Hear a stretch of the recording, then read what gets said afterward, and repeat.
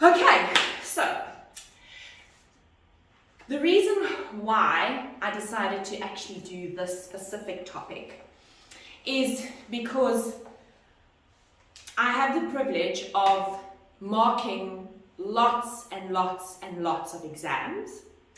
And with that, sometimes I'm marking exams of personal trainers, group fitness instructors, Pilates instructors, who've also been teaching for many years, and they've maybe decided to bridge over to our work and they're doing this course now, or we're doing a course for them. I can remember before COVID, traveling quite a bit to present courses and having existing professionals on the courses. And when I go in and I want to teach them about hips and shoulders and knees, and I'm trying to guide them how to better train their clients, I see that there are fundamentals that are missing. Now, I know that these fundamentals are often not taught in the courses that we do when we actually qualify. And these fundamentals are the foundation of our communication with our clients. The biggest thing there is we always want them to return. We always want them to come back. We always want to maintain our business so that when we get new people, we're not actually replacing old clients. So I really wanted us to dive into how can we better construct our classes, and not only how can we better construct our classes, but how can we communicate better during those classes. And the one thing that I think is super important with any kind of teaching is there's a certain amount of coordination that comes into this. It's like we have to multitask. A woman can multitask. We multitask with the kids. We can cook, send an email, quickly pack a lunch, all at the same time. However, when it comes to this, there are specific skills that we have to develop in order to create classes that feel like they have a purpose. And that's the biggest thing, is when people pay for something. And that's why I've often walked into a gym and I've thought, I don't want to train myself. I want to pay somebody to train me. And I don't want to think about it. I just want somebody to tell me what to do. And I walk in and it's like I'm giving the instructor who's going to be taking me like a mini interview. And if I feel like I'm not going to get my money's worth, which I've never felt, I just don't pay for it. I don't want to pay for it because I don't want to chat about everything that you did on your weekend for 40 minutes. You're staring at me while I'm running on a treadmill, telling me to do 5 of those, you'll be back now. I don't want to pay for that. And this happens all the time. Not saying that everybody does it, but just losing focus in the class happens all the time.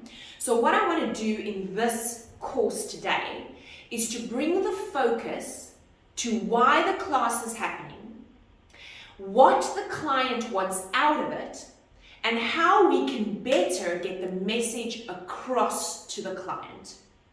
At the end of the day, the final result has to be that your client achieved their goal and that they felt like this whole class had a purpose. And out of everything, I want you to feel like after every session, it was good. You felt the energy, you got feedback from the client, it's fantastic. To give you an idea, so we've sent out an email to my clients saying that I won't be teaching for 3 weeks over the Christmas period. So you would think they would go, woohoo! You know, we're just going to relax and we're also going to go and eat. Not everybody eats Christmas cake. We do, but apparently not everybody does. And they're just going to go lie on the beach. And what's their response? What are we going to do for 3 weeks? Are you going to send us a playlist? Are you going to send us some classes that we can do? Which I am, of course. And I said to them, yes, the classes are being filmed. You'll be taken care of for 3 weeks. Why are you not excited to be rid of me for 3 weeks? Confirming that I will be starting on the 10th. So my first session is the 10th. Or somebody saying, my first session is definitely the 11th. Yes, absolutely, your first session will be the 11th. What is the reason for that? Why do they feel like this is like a crisis if we can't train for 3 weeks. Because every class that I teach them, I put 110% effort into it. I want to give them exactly what I had in mind, what the objective was of the class, and most importantly, you develop relationships with your clients. And there is a method of communication that is super important that we possibly don't even realize we're not doing properly, or we look totally bored in the session. So I want us to dive into this, and then we're going to construct the classes, and you'll see there's tasks along the way. And I'm going to do some of the tasks with you, and then you're going to practice them on your own. Some of the stuff is really daunting, like if you have to video yourself teaching. When COVID hit and everybody had to go online, so many instructors that I know said, I don't even know how to do this, how am I going to do this? So I said to them, okay, you're going to video yourself teaching an online class, and then you're going to send me the video, and I'm going to watch it, and I'm going to give you constructive criticism. Because if you aren't used to being in front of that camera, or you're not used to looking at yourself teaching, you will find everything wrong with what you're doing because you're critiquing yourself, and we're exceptionally hard on ourselves. But you also can't develop the skills to improve if you don't actually take that step and video yourself teaching. So during this whole period when everybody went online, I was busy helping so many instructors where they were sitting, how they were using their body language just on a screen like this. When is the client looking at you? How much does the client have to look at you? How much do you need to demonstrate? And teaching them that you can control everything on the screen with the use of your voice.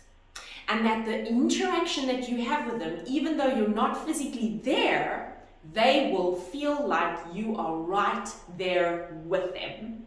The one comment that I will never forget is one of my clients was struggling with sciatica, and it's an old thing that comes and goes depending on what she's doing. And I said to her, right, I sent her a quick video clip via WhatsApp, and I said to her, until I see you next week, I need you to just do this for me, please. Can you just do this once a day, every day for the next 4 days?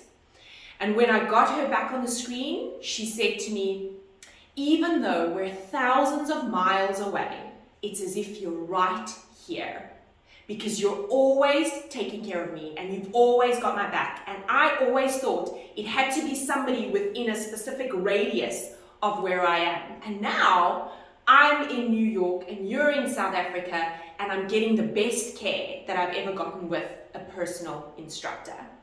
So you can really make this work for you. And even if your clients are coming into your studio, you can make it work for you. And so I'll be demonstrating more of people in the studio. And I'm going to send you a video clip of one of my other clients in the USA who I actually taught this week. And it was such a nice class. And I was like, can I share this, please, with our members? Because she just moves well, she listens well. She's actually quite an easy person to teach. And just so that you can see how can you pull it off online. And most of the class, the only section where you'll see me is the section where I was demonstrating. And that's 10% of the entire class.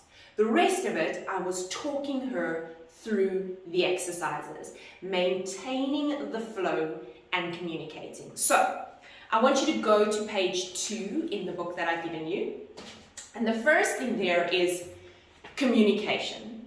And this is vital. And why do I say that? Because when I've watched videos over and over and over again, it's easy for us from the outside to look at a video and be able to say, it's all wrong. If we watch instructors teaching and that communication is not open, clear, inviting, you literally see the energy of the session drain. If you think about exercise and well-being and why people are coming to you, the last thing they need is a draining, dull sensation over an exercise class. And that happens almost instantaneously. And I'm going to show you that today. If I think of teachers that I've seen or videos that I've watched or even courses that I've attended, if somebody comes in or you say, okay, everybody, today we're going to do a Pilates class. And we're going to be focusing on your hips and your hip strength. And I'm going to do a little bit of flexibility. And then we'll do some dynamic stretching at the end. Immediately, you can see everybody on the mat, and I do see it, turning their head and dropping it, almost like, okay. That instructor should be going, how's it everyone? Today we are focusing on hips. I want to get them mobile, I want to get them active, and tomorrow I want you to message me and say, I feel it. That was a good session. That's it. Summary done and dusted. Energy levels up, you using your body language is up and open, and you're communicating with the clients. So we're going to go through body language, we're going to go through communication. So it says there, communication is a part of life that we can never ever escape from. This is so deeply rooted into, and this is just maybe to spark something in your mind. Everybody comes from different backgrounds. Everybody comes from different households. To give you an example, my household, my family, they have a lot of dramatic people. That's all I have to say. So if you see me teaching a course, you'll see that there's a bit of drama, you'll see that there's hands, you'll see that there's eyes, and if you're at a Christmas lunch, you're going to see that when you're at my family lunches, because we've got my aunt who's dramatic, my uncle who's dramatic, my grandmother who's into drama, and so it's just natural for us to be out and open and easily outspoken.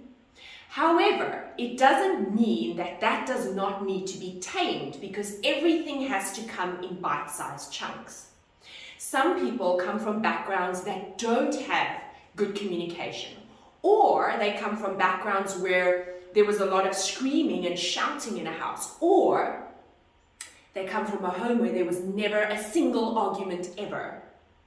So when you are faced with these individuals in the fitness industry or a Pilates studio, you don't necessarily have the tools to just automatically kick in at the drop of a hat, because your subconscious knows exactly what it needs to do and deal with an extremely difficult client. And this has been the funnest part for me throughout this entire journey, besides teaching people how to exercise, is realizing how intricate and detailed people are and their minds are, and how sometimes you can never change somebody's response to the environment. It's just about how you're going to react to it. And that is what's super important for us. So it says there, we watch our parents communicate with each other, with other peers, and with our siblings. They are our first example of effective communication. So now think about a school teacher, and a school teacher coming home and still being a school teacher. It's really difficult to change your persona and get rid of the communication that you spend most of your day doing. In this environment, we have to have the balance of everything. We have to have the communication of being gentle and kind. We have to have the communication of being a little bit more stern. We have to have the communication of being more assertive and understanding. If there is a crisis and somebody's elevated their level of energy and irritation, it's up to us in the working environment to be able to bring it down and to diffuse the situation. This even goes with training. When I train professional sportsmen and they are highly irritated because they're unable to do this exercise properly right now, my response has to diffuse their frustration.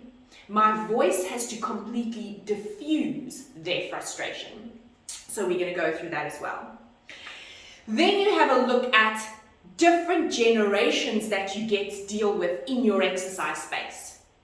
Think of the younger generation and how they deal with things right now. And I always think, woo, if you ever said that to my grandfather, you would definitely be in huge trouble. You cannot speak like that to an adult. Or just how different respect is nowadays, or how everybody seems to be more visualizing everything on the same level, and we have to deal with that in these working environments. So it says here, being human and having to effectively communicate has its own challenges as we face our own personal triggers and our learned skills from everybody else that we grew up with. And now we're put in a people environment. If you come from a home where everybody's really quiet and really slow, and it happens because I've seen it, and you move like this, and you're not sad, but you look sad, whether we like it or not, that is the message that we portray over to our clients. We have them looking at the scenario and thinking, is she happy? Is she enjoying this? I'm not 100% sure. Right. So it says the final outcome of communication has to be comprehension. Does your client even understand what you said? They heard it, but did they actually comprehend it? So I want to know, how does communication apply to teaching exercise classes? This is a people industry, and therefore we need to apply our communication skills on a daily basis. The most important thing that I've seen during this period is people being able to communicate over a computer, over a screen, because that individual is not there. There's nothing to touch or hug. It's just a screen. So how can you make a class exciting by being on a screen? In this industry that offers a health and wellness service, our communication style is key to our success. So we need to take the following factors into account as instructors.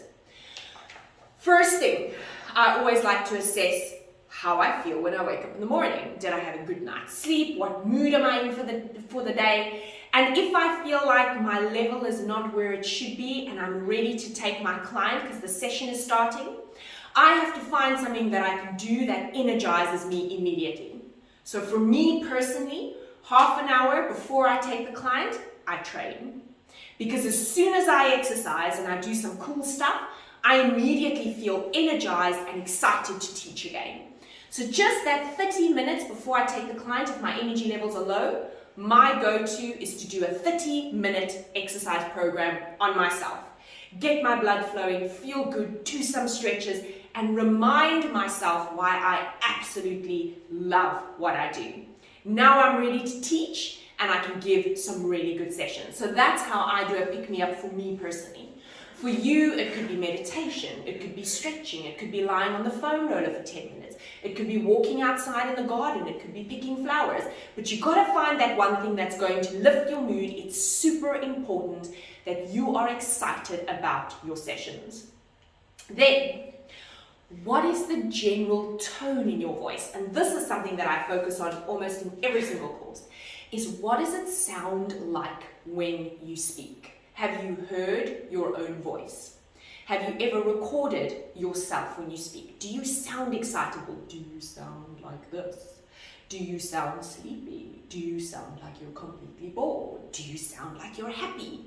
Your tone, as you say hello, is going to tell your client what they are in for.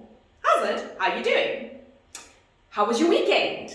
Is everybody feeling better? Are you sure? Oh, fantastic. Oh, yes, it's because so-and-so and so-and-so and so-and-so was ill, so it's definitely going through the family now. Right, are you ready to exercise? Oh, you didn't sleep well last night. Okay, not a problem. So what I'm going to do is I'll do a mix between exercise and relaxation and stretches. I'll get it all in for you into the session. At the end of the session, I summarize it for them saying, the focus was hips and I brought in some relaxation for you. Do you feel better? Yes, I feel so much better. Excellent. Right. Then it says, can your clients feed off of your positive energy Or will you drain your clients? Or will your clients drain you? And if they drain you in the session, what are you going to do to up your level of energy? When you are dealing with people, you want to look at a common denominator. I always look at something that I can strike a conversation with. Even if you're giving a group class, or you've got new people in the class, or somebody new is coming into your facility, somebody is wearing a fun walk shirt for some another fun walk that they did, and you can say, wow, you did the fun walk, did you enjoy it? Oh, I've never done that before, I should actually really do that. Or, oh, you've got a holiday home at the coast? I would love to have a holiday home right there. I know that you've got fantastic ocean views, and you've got to find that something that you connect with. And you can always find something. What do you do for a living? Oh, you were at that restaurant? What is that restaurant like? You've just got to find something that's probably not even related to them exercising, that you can strike up a conversation and have that conversation flow for a certain period of time. And that silly little tip is what creates a connection. Because in this industry, you have to connect. It says here, professional communication. So in our professional communication, this is imperative. Now that you have a common interest, be aware not to indulge too much. Instructors can get onto a tendency of talking way too much. I actually remember having a client who loved talking to me for a full hour, and I used to say to her, I cannot take you anymore. I'm giving you one of my other instructors because you're not getting any exercise in. And what happens is, you might feel that they're comfortable talking to you now, but one day they're going to wake up and they're going to say, I'm paying money for this and I'm not really exercising. I think I should just call it quits. And I promise you, they actually stop exercising. Doesn't matter how much they like you, they're not going to pay to chat. All right, so we've got to just remember that. So, yes, people like to chat, but this needs to be limited in order for them still to achieve what they came for, because they started exercising for a reason. If you find yourself chatting too much, then halt it immediately with a gentle phrase of, right, let's get moving. Or, right, we're using your foam roller today. And my client will sort of be ready to say something, and I go, right, can you grab your foam roller, please? And they'll be like, oh, the foam roller? Yes, let's get moving. We don't want to chat too much. And then they're on their backs on the foam roller. So I give them like maximum 5 minutes in the beginning of a class to chat, and then I cut it quickly so we can get moving. When we refer to professional communication, we refer to the ability to guide your client through a class with a stern but caring and open persona. Take your stage, own the class, and be the expert guide in the class. This is what they are really paying you for. People don't have to pay anybody to exercise. They can Google it, they can get loads of classes on YouTube, but they are paying you, which means we have to make sure that they're getting what they're paying for. Educate them where you can. This will reiterate the fact that they are with the right instructor, and their instructor has skill and knowledge about the body, and more importantly, the needs of the client's body. Because if I want to train really hard, I definitely want, if I say to somebody, I want to tone my legs, I want that instructor to make it their sole purpose that at least within a year can I have really nice toned legs. Or if the client is here for a shoulder injury, I need to get results for that client. So I'm going to educate them throughout the class. So we're going to do body language, right? So I've got Carly here with me today, and we're going to start with a couple of practical things, and I really want us to go through body language because this is imperative, and it really sets a tone and a mood for a class. Right, so it says there, I love giving this analogy because everybody knows family really well, and you can choose your friends, you can't always choose your family. And we've always got that one person in the family that's always quiet and maybe down. And when they phone you, they're like, hello. And then you think, I don't know if I should take this call right now. I don't know if I have the energy to take this call right now. The same applies to us. It says here, think of family members who carry open, friendly, and available body language. Always smiling, ready to listen, and ready to have fun. They stand tall, move swiftly, open their arms, make eye contact, and laugh often. Those are the types of people that we want to surround ourselves with, because everything is already complicated, everything is already hard. We need people that are going to uplift us. And this is you for your client. You're going to uplift them, you're going to feel positive, you're going to be the open one. If you don't feel like that, I remember working with somebody once and they said, just fake it till you make it. If that client walks in and you're not feeling great, you pretend you're feeling great because they are paying you for that session and you want them to stay with you. Now think of your family members who are always complaining, slouching, moving slowly, looking at you with droopy eyelids and always having their arms close to their body, like this or behind them. Which one do you want to spend a Saturday morning with? Because I know which one I want to spend a Saturday morning with. Now think of your clients paying money to train with you. Who do you think they want to spend time with? Right, so the first thing I want us to do is, I've got a task written there, and I think this is important, and this is really going to be up to you. You don't have to do any tasks if you don't want to. But I've put this here because I'm so passionate about this. And why do I say that? Because I've seen so many times why instructors are struggling. You know when people say, how are you guys getting new clients in? I don't know where to advertise. And then you get instructors who just have this incredibly long waiting list of clients.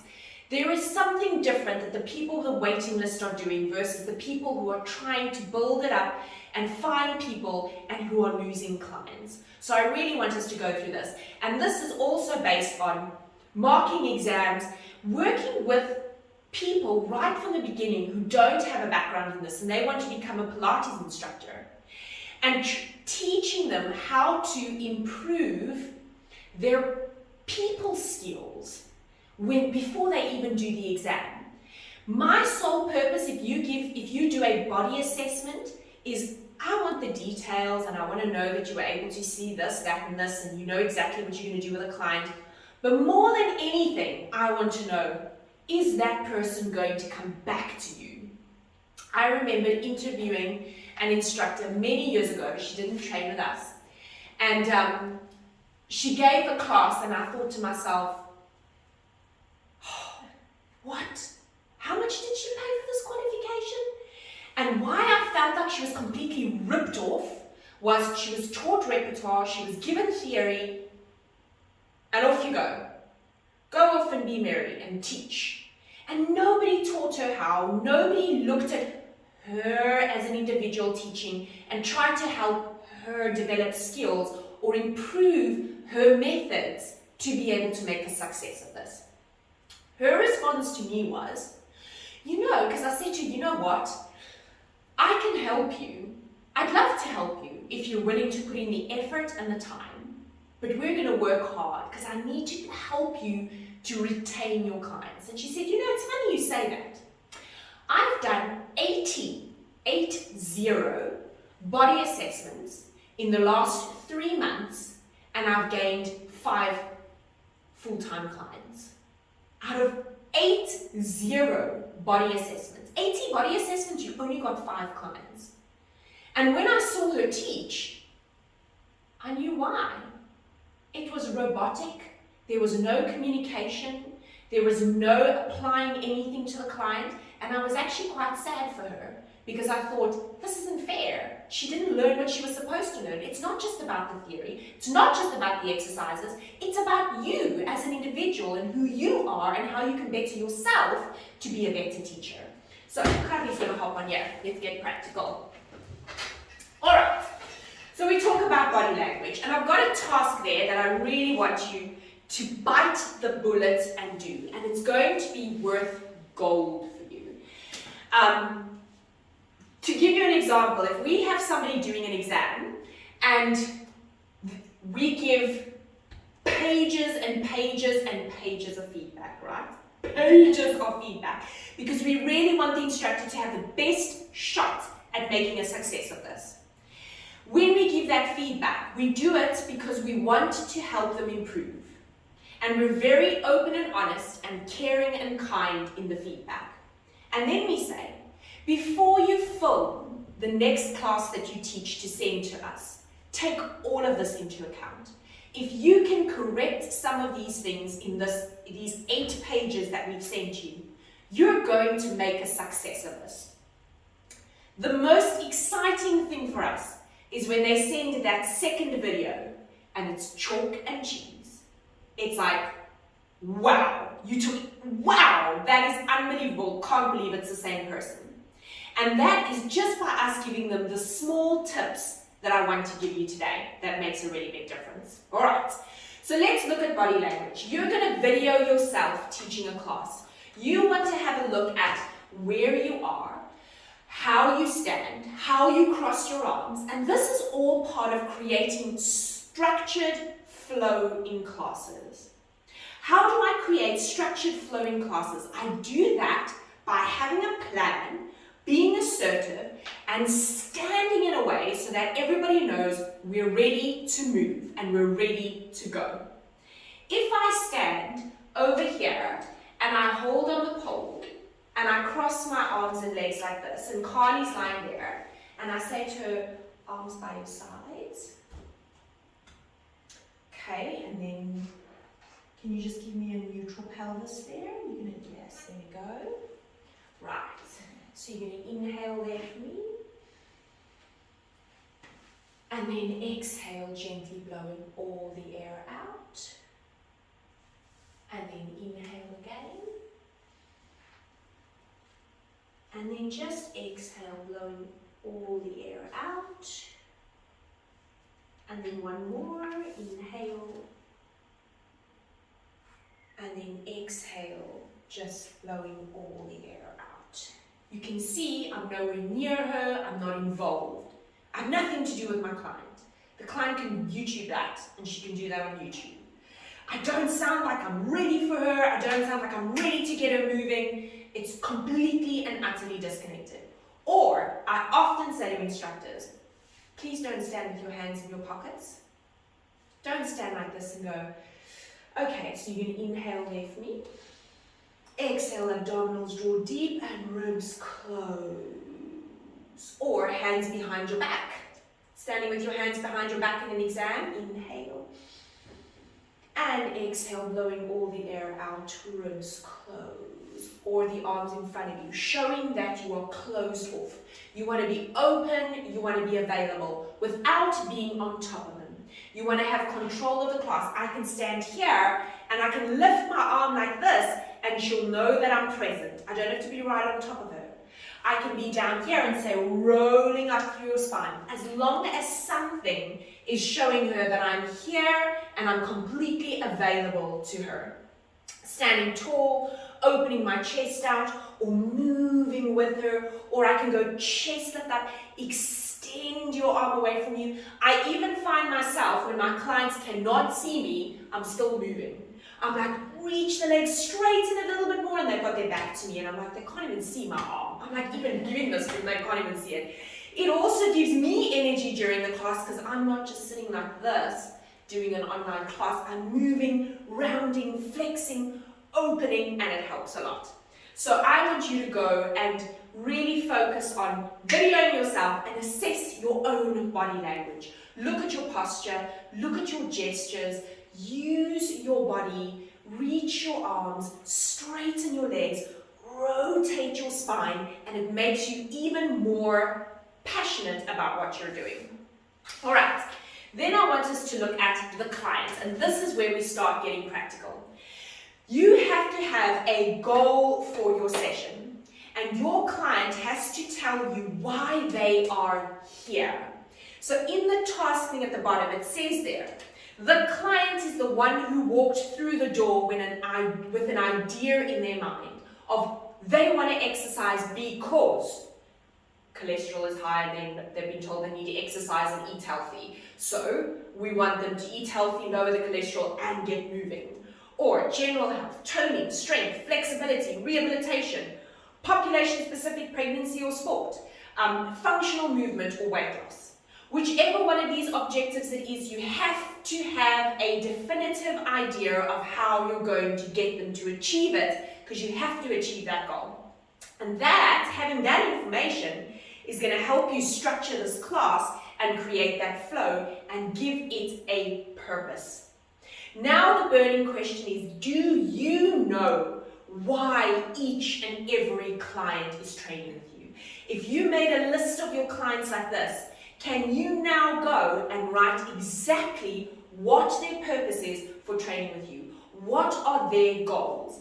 Remembering, goals shift. They might have come for this and now they're coming for something completely different. And you have to be aware of what that is. What feel do you get from your clients when they finish their classes and leave your Zoom class or your facility? When you're finished, there's always an energy, and that's why I've got them in blue. Be perceptive and have situational awareness. And I even teach my kids situational awareness. Have that peripheral vision of what's happening around you. Have that situational awareness of having an idea of what your client is feeling like, what their mood is, how they're responding, whether they're enjoying the session. If you feel like the session has a little bit of a low, you've got to do something to get that session up and the energy levels up as well. So the task that I want you to do here, and we've done this many times, it says, interview each client when you see them next and ask them what their short and long-term goals are with regards to their exercise regime and the classes that they do with you. Just that makes them think, ooh, she's really or he's really interested in what I want. This is fantastic. I'm going to tell them exactly what I need because clearly they're going to do something to get me there. That's why I'm here. Ask them if they have discovered new goals that they might want to achieve. You can even ask them to fill out a short form where they can list their goals and you can always refer back to it. So I love doing that, being able to go, what was their goal again? Am I still on the right track? Or even better, you take notes while you interview them. Then it says there, remember, this is the type of service that people are happy to pay for. Right.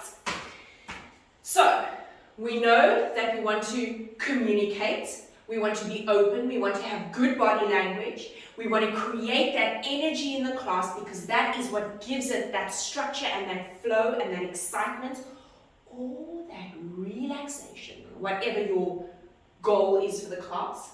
And then it says, step 2, the class structure. So now we're going to put it together. Each class has to feel like it has a robust, full-bodied feel of movement, style, structure, and objectives. Imagine every single class that you teach feels like that. You'll just have a waiting list for days. As a teacher, my objective is to let the client know what we are focusing on for the session, and then to ensure that they are aware throughout the session of the focus, reiterating it as we go through the class. If I say, today I really want to focus on your leg mobility and strength, then by the end of the session, the client must say, wow, that worked like a bomb. I'm going to feel that for sure. So they know that that's what I was focusing on, and by the end of the session, they're going to say, I think you reached your goal for me, but whatever goal you had, you reached it. Or if I decide that I'm going to do a full relaxation session because the client needs it or requested it, then by the end of that session, they must feel totally and utterly relaxed and as light as a feather. The first question that you need to ask yourself is, and here are examples of goals for classes. And for now, you can choose from this list and you can just create classes around this. Your options. Is it a full body toning class? Is it an area-specific toning or strength class? We're working lower body, we're working upper body, we're working full body, we're focusing on knees today, we're only focusing on shoulders today. Or I'm going to warm up your spine and then I'm going to focus on shoulders today. Or, oh, your legs are so sore from yesterday. Then let's work on your torso for today. So you've got a focus for the class, or even full body. Is it mobility and strength of a specific area? Let's do shoulder stability. Let's mobilize thoracic spine, mobilize the spine, get rotation, mobilize the shoulders, and then let's start strengthening. By the end of the session, I want you to feel like you have mobility, and I want your arms to feel like they're pumped and your shoulders are firm. Because if you've trained shoulders and arms in a session, at the end of the session, you'll feel the muscles actually feel physically bigger at that moment. Is it a rehab specific class? Are you doing something for somebody with hip bursitis or sacroiliac joint issues? Then the class has to portray that from beginning to end. Relaxation. Is it a follow-on from a previous class? So this is where thought's going into it. So the one client on the Monday, I did low load to medium load shoulder stability training and mobility. That was the Monday. Tuesday, nothing. Wednesday came and I was like, how do your shoulders feel? Fantastic, they feel great. Excellent. Today we are going to do strengthening of your shoulders, loading it, because we've done the mobility and I've seen that you've got good form. Today I really want to load it. So tomorrow, if you feel sensitive, it'll be upper back, deltoids, triceps, biceps, and definitely rhomboids, middle traps around there. But we've laid the foundation on Monday. A full body flow class with no props. I love doing that. So sometimes I'm giving a group class and they're always expecting me to say, grab your foam roller or grab your magic circle. And then I'll say, how's it everyone? Today you need no props. And you always hear somebody go, oh goodness, that's never a good thing.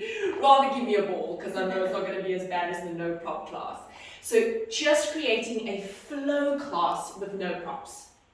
Prop-based class. So sometimes I love doing this as well. I'll say, we're just using foam rollers today. And the entire class uses a foam roller. And when I do that, I work the entire body. Abs, hips, glutes, spine, mobility, everything, just because it's a prop-based class.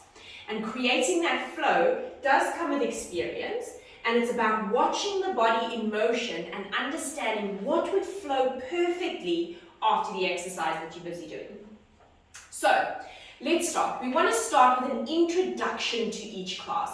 So everything that we do, and I even teach my kids this when they're training for public speaking, is I say, and the same applies to us, we have to have an introduction or a warm-up. We have to have a body that feels like it's got all of the bulk of the class. And then we have to have a conclusion or a cool down. And that creates that expectation of warming up, my body feels good, yes, I'm getting the blood flowing, the muscles are kicking in, then I'm working it, and now I need to bring the client back to themselves, lower the heart rate, get the breathing to slow down, get in a few stretches, so that it feels like there was that really good structure to the class. So we're starting off with an introduction. And when you look at an introduction, depending on whether I have them standing or lying supine, I'm going to do it with Carly lying supine. It says there, to start your class, you should give the client an idea of what is to come. Create a focused-based introduction that has elements of what the objective of the class is. So say, for example, I say to Carly, we are going to do hips today. I really want to focus on getting hips mobile, hips stronger. So I'm going to do a warm up for it, and then we're going to get into it, and then I'll do a nice cool down right at the end.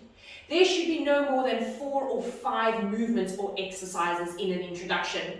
An introduction should comprise of breathing, gentle spinal articulation, gentle activation of the area that you want to train, and mobility of the areas that you are going to be focusing on in the session.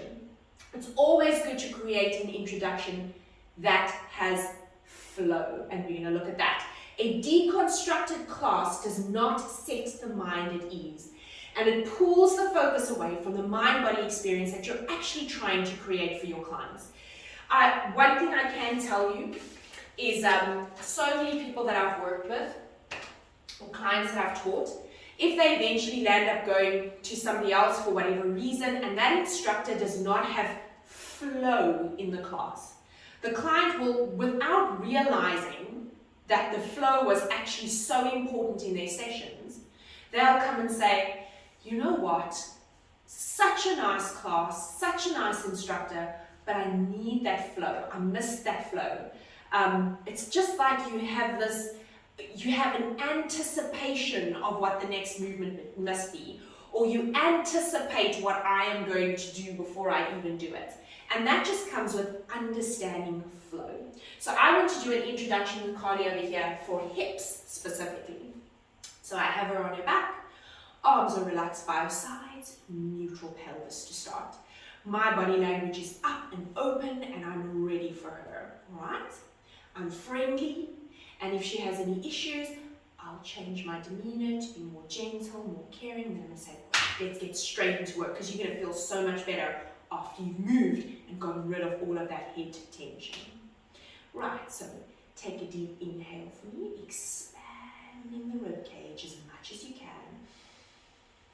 Exhale, blowing all the air out, abdominals draw deep, just feel the waist narrowing and your back muscles will kick in because you are breathing. Deep inhale, expanding the ribcage. So the voice in the introduction is gentle and nice and friendly. Exhale, gently blowing it all out. We're going to do a small tuck in the pelvis as you exhale. Inhale there for me. And exhale, a gentle tuck of the pelvis through. Hold it. Inhale, releasing it to neutral. So even my movements are flowing. Exhale, a tuck through, pressing the back down, hold it. And inhale, releasing it to neutral. One more. And exhale, tucking it through, hold it there for me. So you'll see my hands tell her what she must do. Inhale. Exhale, finish that movement rolling all the way up. Super tuck, super tuck. I want to stretch over the front of the hips for me, please. Nice. Inhale. Exhale, curving down and feel like your pelvis wants to move away from your shoulders. And that's going to create that traction and length in your spine. Inhale. And exhale, abdominals pull the pelvis through, slowly peeling the spine up.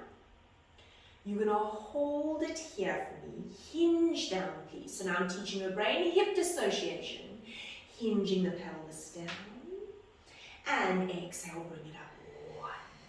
Inhale, hinging it down. Coccyx first. Exhale, taking it up. Two. And inhale, controlling it down.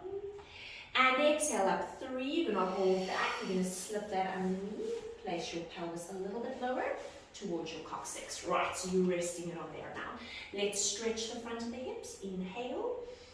Exhale, super tuck through with the pelvis. Hold it. Bringing the knees slightly closer together just to avoid that cheat.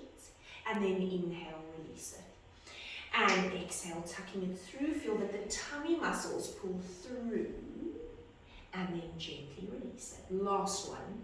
And exhale, tucking it through. Just keep that for me. Hover the glutes just off the foam roller. We hold it, hold it. Place it down. Pull this knee into your chest, please. So you're going to hold it right in. Good. Keep this leg here. The more you pull this knee in, the more you're going to tuck your pelvis. And if you press this heel down, the more you'll stretch in the front of this hip. Inhale.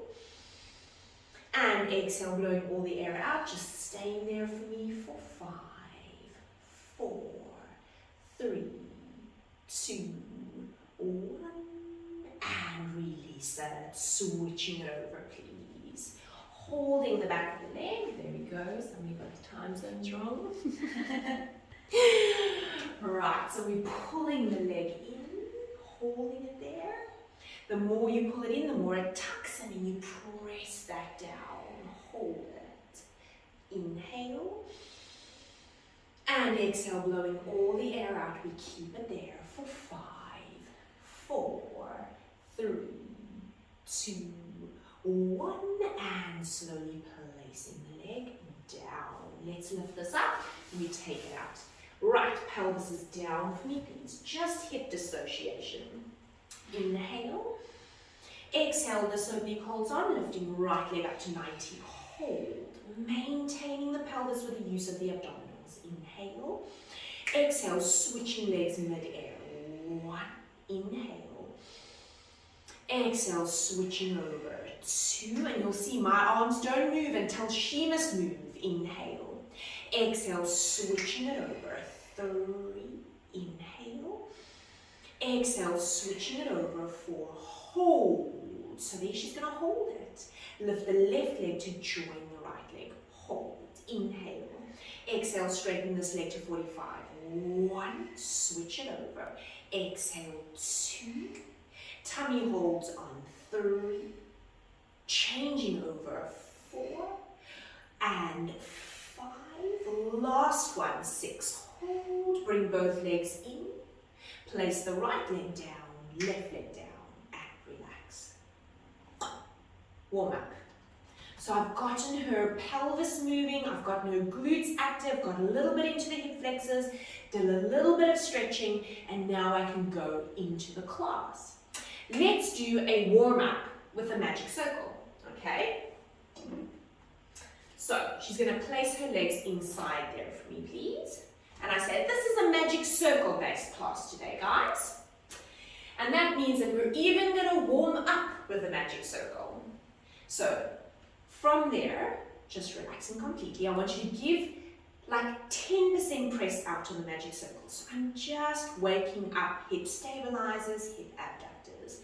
Keep it like that for me. Deep inhale, just breathing. Exhale, blowing all the air out. We keep that circle just pulled open a little bit. Inhale, and exhale, blowing all the air out. One more. Deep inhale, and exhale, gently blowing all the air out. We're going to do a half a tuck for me, gently pulling open, let's say an extra 10%. Inhale, and exhale, 10% extra, super tuck, hold. Now I want your glutes to be active because you're opening the circle. Inhale, controlling it to neutral. So it's not hectic, we didn't roll all the way up. And exhale, tucking it through, hold. And inhale, release it. And exhale, tucking it through, hold it here for me. Inhale. Exhale, peeling the spine all the way up, rolling up through the spine. Hold. Inhale. Exhale, gently curving it down, round, round. Lengthening the coccyx away from the shoulders and controlling it to neutral. Release the circle. Inhale, not completely. Inhale. Exhale, tucking the pelvis through, opening the circle, peeling the spine all the way up into that diagonal line. Here, there's nothing wrong with saying hold. Super tuck through. Exhale, ribs closed. So I can get that resistance for the glutes. That's a good position. Can you get that every time? Now I'm teaching her. Inhale. Exhale, gently curving down. Coccyx far away from the shoulders. Far away from the shoulders. And controlling it to neutral. Keep the circle here. Hands behind your head, please. Just a gentle warm up for abs because we're going to be doing abs with a magic circle just now. Inhale. Exhale, chest lift up, gentle pull open on the circle, 1, and inhale, controlling it down. This space is too big for me, so if you can pull that back slightly, lift your bum up, move it away from your shoulders. There we go, much better. Now you create length in your spine. Inhale.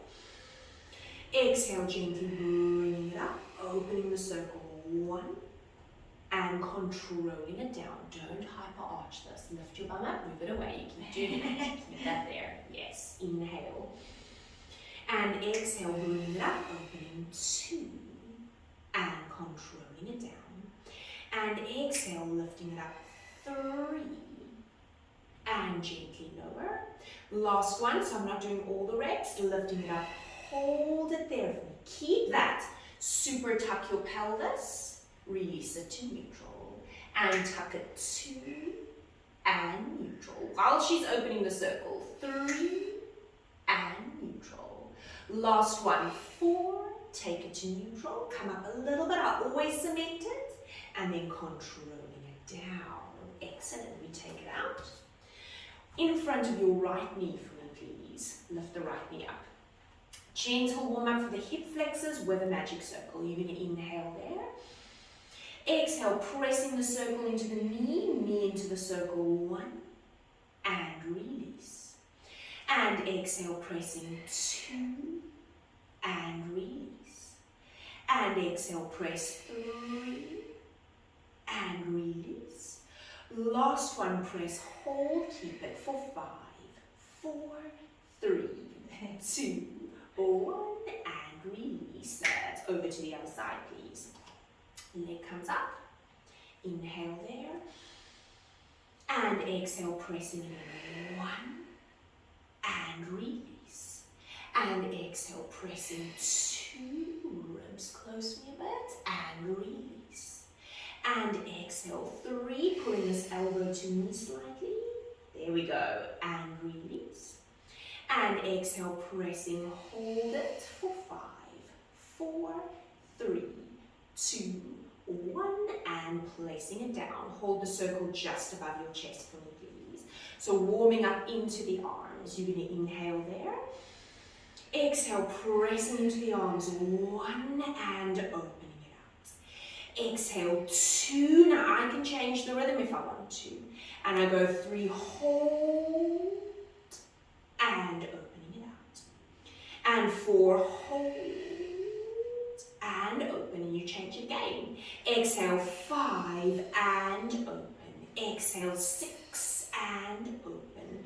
7, and open. Keep it in, hold it for 5, 4, 3, 2, 1, and release it. Right leg goes in there for me on the heel, please. Holding onto the hand. Straighten this leg down in bed. Just a gentle stretch for the hamstrings. Inhale. Exhale, we straighten the leg up. Hold, and we're really thinking of creating a small space in the lower back. So I can pull your ischial tuberosity or your sitting bone backwards. That's it. And you're aiming to fully extend that knee. 1, and bend it in a little bit.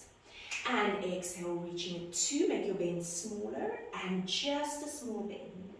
And reach it, coccyx out, 3, and bend. And reaching it up, 4, and bend. And last one, 5, hold. Bring the leg over to me slightly, that it holds back for 5, 4, 3, 2, 1, bring it up.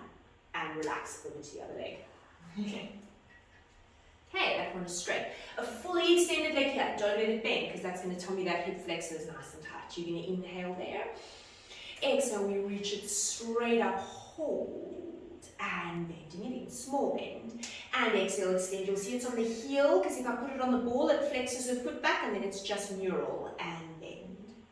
And exhale, reaching 3. And bend. And a fully extended leg, 4, and bend. And last one, you're going to hold it there for me, pulling it over slightly, keep it there for 5, 4, 3, 2, 1, and gently bringing it up. Excellent. Introduction done. Right, so now she's warm, and I'm like, now we can start working. Let's do a quick spinal introduction. So you'll see I've given you guys a task there, and it's really up to you whether you're going to do it, but I would really suggest that you do it, is go and create a warm-up for specific topics, and we've given you the topics there, just so that you can develop that for yourself. And when you do a class like this, at the end you're like, that was a good class, I did such a good class right now, I'm so proud of myself. Instead of it feeling all deconstructed and like, yo, I think it was okay, I think the client liked it. So let's do a spinal one, okay? So I said to Carly, I'm going to do 1 or 2, and now I'm going over to 3. Can't help it, and I haven't even done the body or the conclusion. All right, so I want your arms straight up to the ceiling, please. You're just going to hold it there for me. Inhale there. Exhale, gentle activation of abdominals, float your arms above your head. So now you're thinking, why would you do this for the spine? Because this opens her thoracic spine when she closes the rib cage and she reaches her arms above her head. Inhale, the arms come up. And exhale, floating the arms up, hold. And inhale, bringing it up. Palms turn to face in for me, please. And exhale, reaching it up, hold. And inhale, bringing it up. And exhale, float it up. You're going to keep it here, dead straight elbows. Inhale. Exhale, gentle tuck with the pelvis. Small tuck, keep that exactly as it is. There, that thoracic spine is getting mobility now. And inhale to neutral.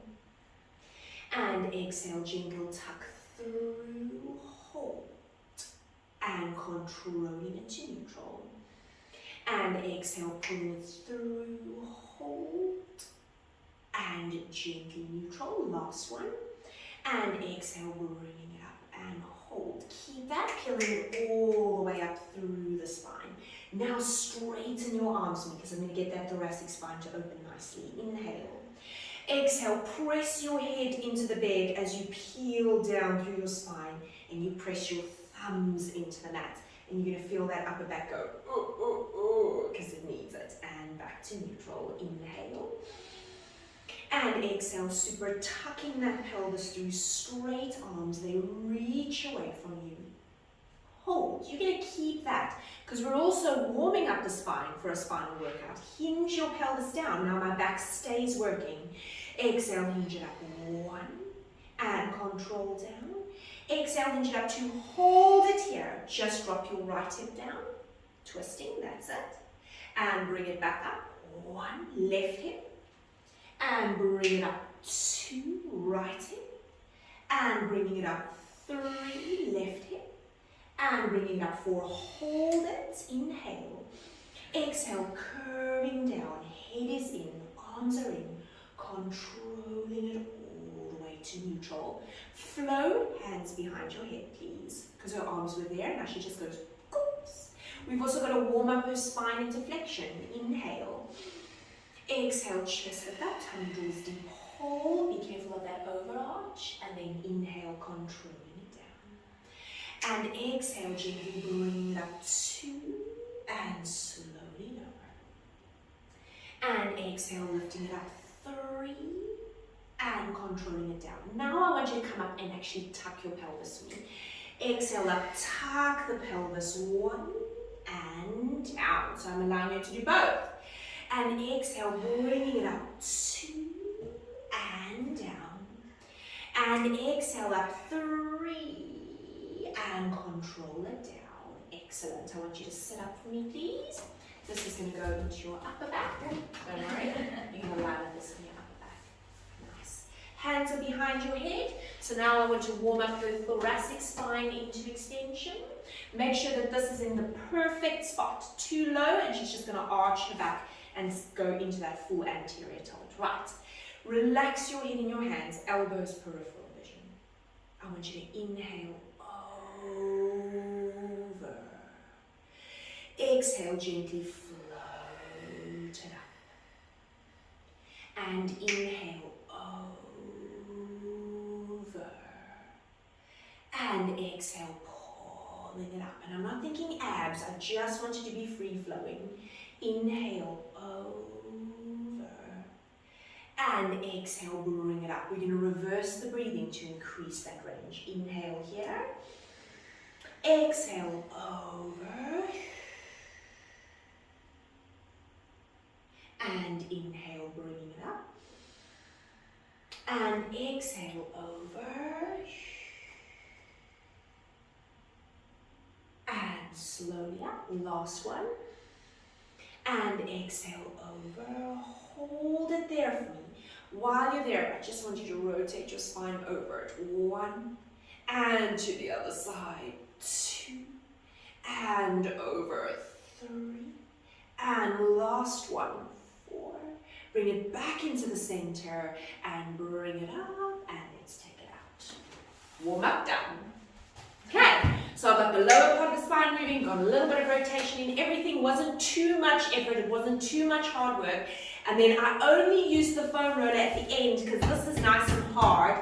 And to just take somebody who's come from sitting in a car or being in bed and then saying, extend your thoracic spine, it's just so uncomfortable for them, so we don't do it immediately. That's why I started it with her arms above her head, because as she rolls down, it forces the upper vertebra, the thoracic spine, to just stay firm on the bed and not want to round up and do what it always does. Cool, does that make sense? I hope it makes sense. All right, so that's bringing an introduction, and it says here, the task, create an introduction for a hip, shoulder, relaxation class, that's very cool, spinal class, full body class, and a magic circle class. Okay, so that's creating the start. Takes us about what, 10 minutes or 5 minutes or 7 minutes to get that intro. Now we go from the introduction and we have to pull it into the body of the class. Now we want to create a class that is focused on something specific. So let's say, for example, I said it is a hip-focused class. And that's the first one that I did with Carly with her warm-up. Now I've got to take the entire class into focusing on her hips. It doesn't mean I can't do abs, and it doesn't mean I can't do obliques. It just means that at the end she's got to go, sure, I really, really felt that. And I want to create flow. Now I can decide, am I going to use a circle, am I going to use a foam roller, or is it just a circle, or is it just a foam roller? So you're going to be on your back for me, please, Carly. I'm not going to do public class, don't worry. Okay. All right. So we've done the warm-up. We've gone into the hip work. Now I want to get into hip flexors, glutes, hip abductors as well, which is also glutes, and rec fem, because that's also part of your hip. So I'm going to start off by increasing the hip flexor abdominal coordination. Can you shuffle up higher on the bed for me? There we go. Right. So we're going to take a deep inhale there. Exhale, lift the right leg up to 90 degrees, hold, or your left leg. Doesn't matter.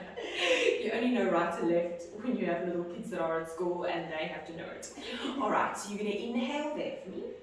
Exhale, lift your left leg up to 90 degrees, hold. Inhale. Exhale, extending the right leg away, straight leg. You're going to keep that there for me. Exhale, lower the leg down, bring it up, and bending it in. Left leg goes out. Reach it, lower it, bring it up, and in. So her abs are going to work. Exhale, reach, lower, up, and in. Now I look at her moving, and I'm like, what would be really cool to do? Up, and in. And exhale, reach onto the circle, lower, press, bring it up, and bend it in. And exhale, reach, lower, press, up, and in. And extend, abs hold on, press, up, and in. And exhale, reach it out, press, up, and in. Hold it there for me. Place your left leg down. This is in front of your knee, keeping that. You're going to inhale this time. Exhale, pressing that into the knee, straightening the leg up to the ceiling for me. Please, we reach it 1, and bend. And extend it up 2, and bend. And reaching 3, so now it becomes more intense. Extending 4, and bend. I'm not going to do all the reps. Reach it up, hold it, pulse the leg into the circle, pulling 1, hip flexors, 2, keeping neutral, 3, so I go right into the hip, 5 and 6, 7 and 8, 9, keep it, hold it, bend it, place it down, switch over to the other leg, please. So we lift this leg up, opposite hip is holding back, inhale. Exhale, press and straighten it up, 1, and control. And reaching it up, 2, and lower. And I want you to say, oh, my quads and hip flexors. and reaching, hold, and lower. Last one, extend. You're going to keep it there. Pulse the leg into the circle. 1 and 2, 3 and 4. Press 5 and 6, 7, 8, 9. You're going to hold it, hold it, hold it.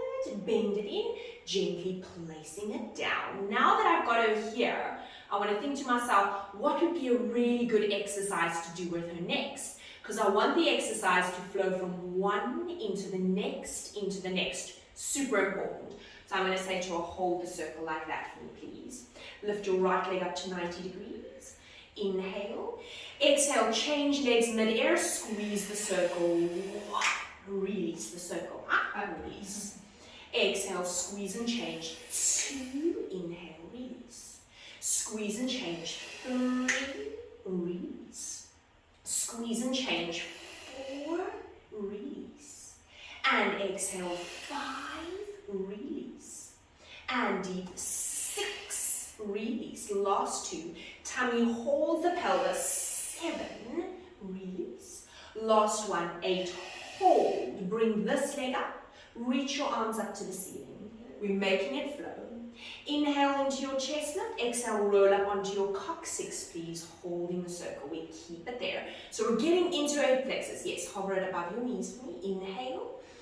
Exhale, gently curving it down. Still getting hip flexors because we have to strengthen them. Arms straight up. Hold. Inhale into the chest lift. Exhale, bringing it up. Reach and hold. Inhale. Exhale, gently curving it down, tucking through, resisting gravity and arms up. Inhale into the chest lift. As you come up, extend your left leg. Rolling up, left leg straightens out. Hold, there we go. Inhale. Exhale, curving it down, bending this leg in as your lower back touches. And inhale into the chest lift. Reaching it out, straightening the right leg. Hold. Inhale. Exhale, gently curving it down, bending the leg in, arms up. And inhale into the chest lift. Exhale, reaching it up, extend that left leg out, reach, hold. Inhale. And exhale, gently curving it down and arms up. And inhale into the chest lift. Exhale, reaching it out, right leg extends, hold. Keep it there for me, alternate your legs. Changing 1. Exhale, 2, changing 3, reaching, this is the body, 4, and 5, you got 1 more, 6, hold it, bring both legs in, slowly curve down, 1 leg down, other leg down, straighten them on the bed. So now I'm keeping the flow, no more circle. Right, so you can see how the body like builds, and then they like get to the point of fatigue and they're like, gotta come down. Right, arms straight up to the ceiling. From here, I want you to just squeeze your glutes for me to give your hip flexors a quick stretch. So now I have become the hip flexor, and I'm like, that hip flexor has got to be tired. So I'm just going to allow the client to squeeze their glutes there to give it a quick stretch, and do it with parallel legs for me, please, as well. Yes, so tuck through parallel. Excellent. Release it to neutral. Float your arms up above your head. We're still doing hips. Inhale into your chest lift for me, please. Exhale, curving all the way up, extending lower, middle, upper. So she's shortening into her hip flexors. Hold. Straight legs, pointed feet. Inhale. Exhale, tucking it through, abdominals. Pull that pubic bone through. And then gently floating the arms up above the head. And inhale into the chest lift.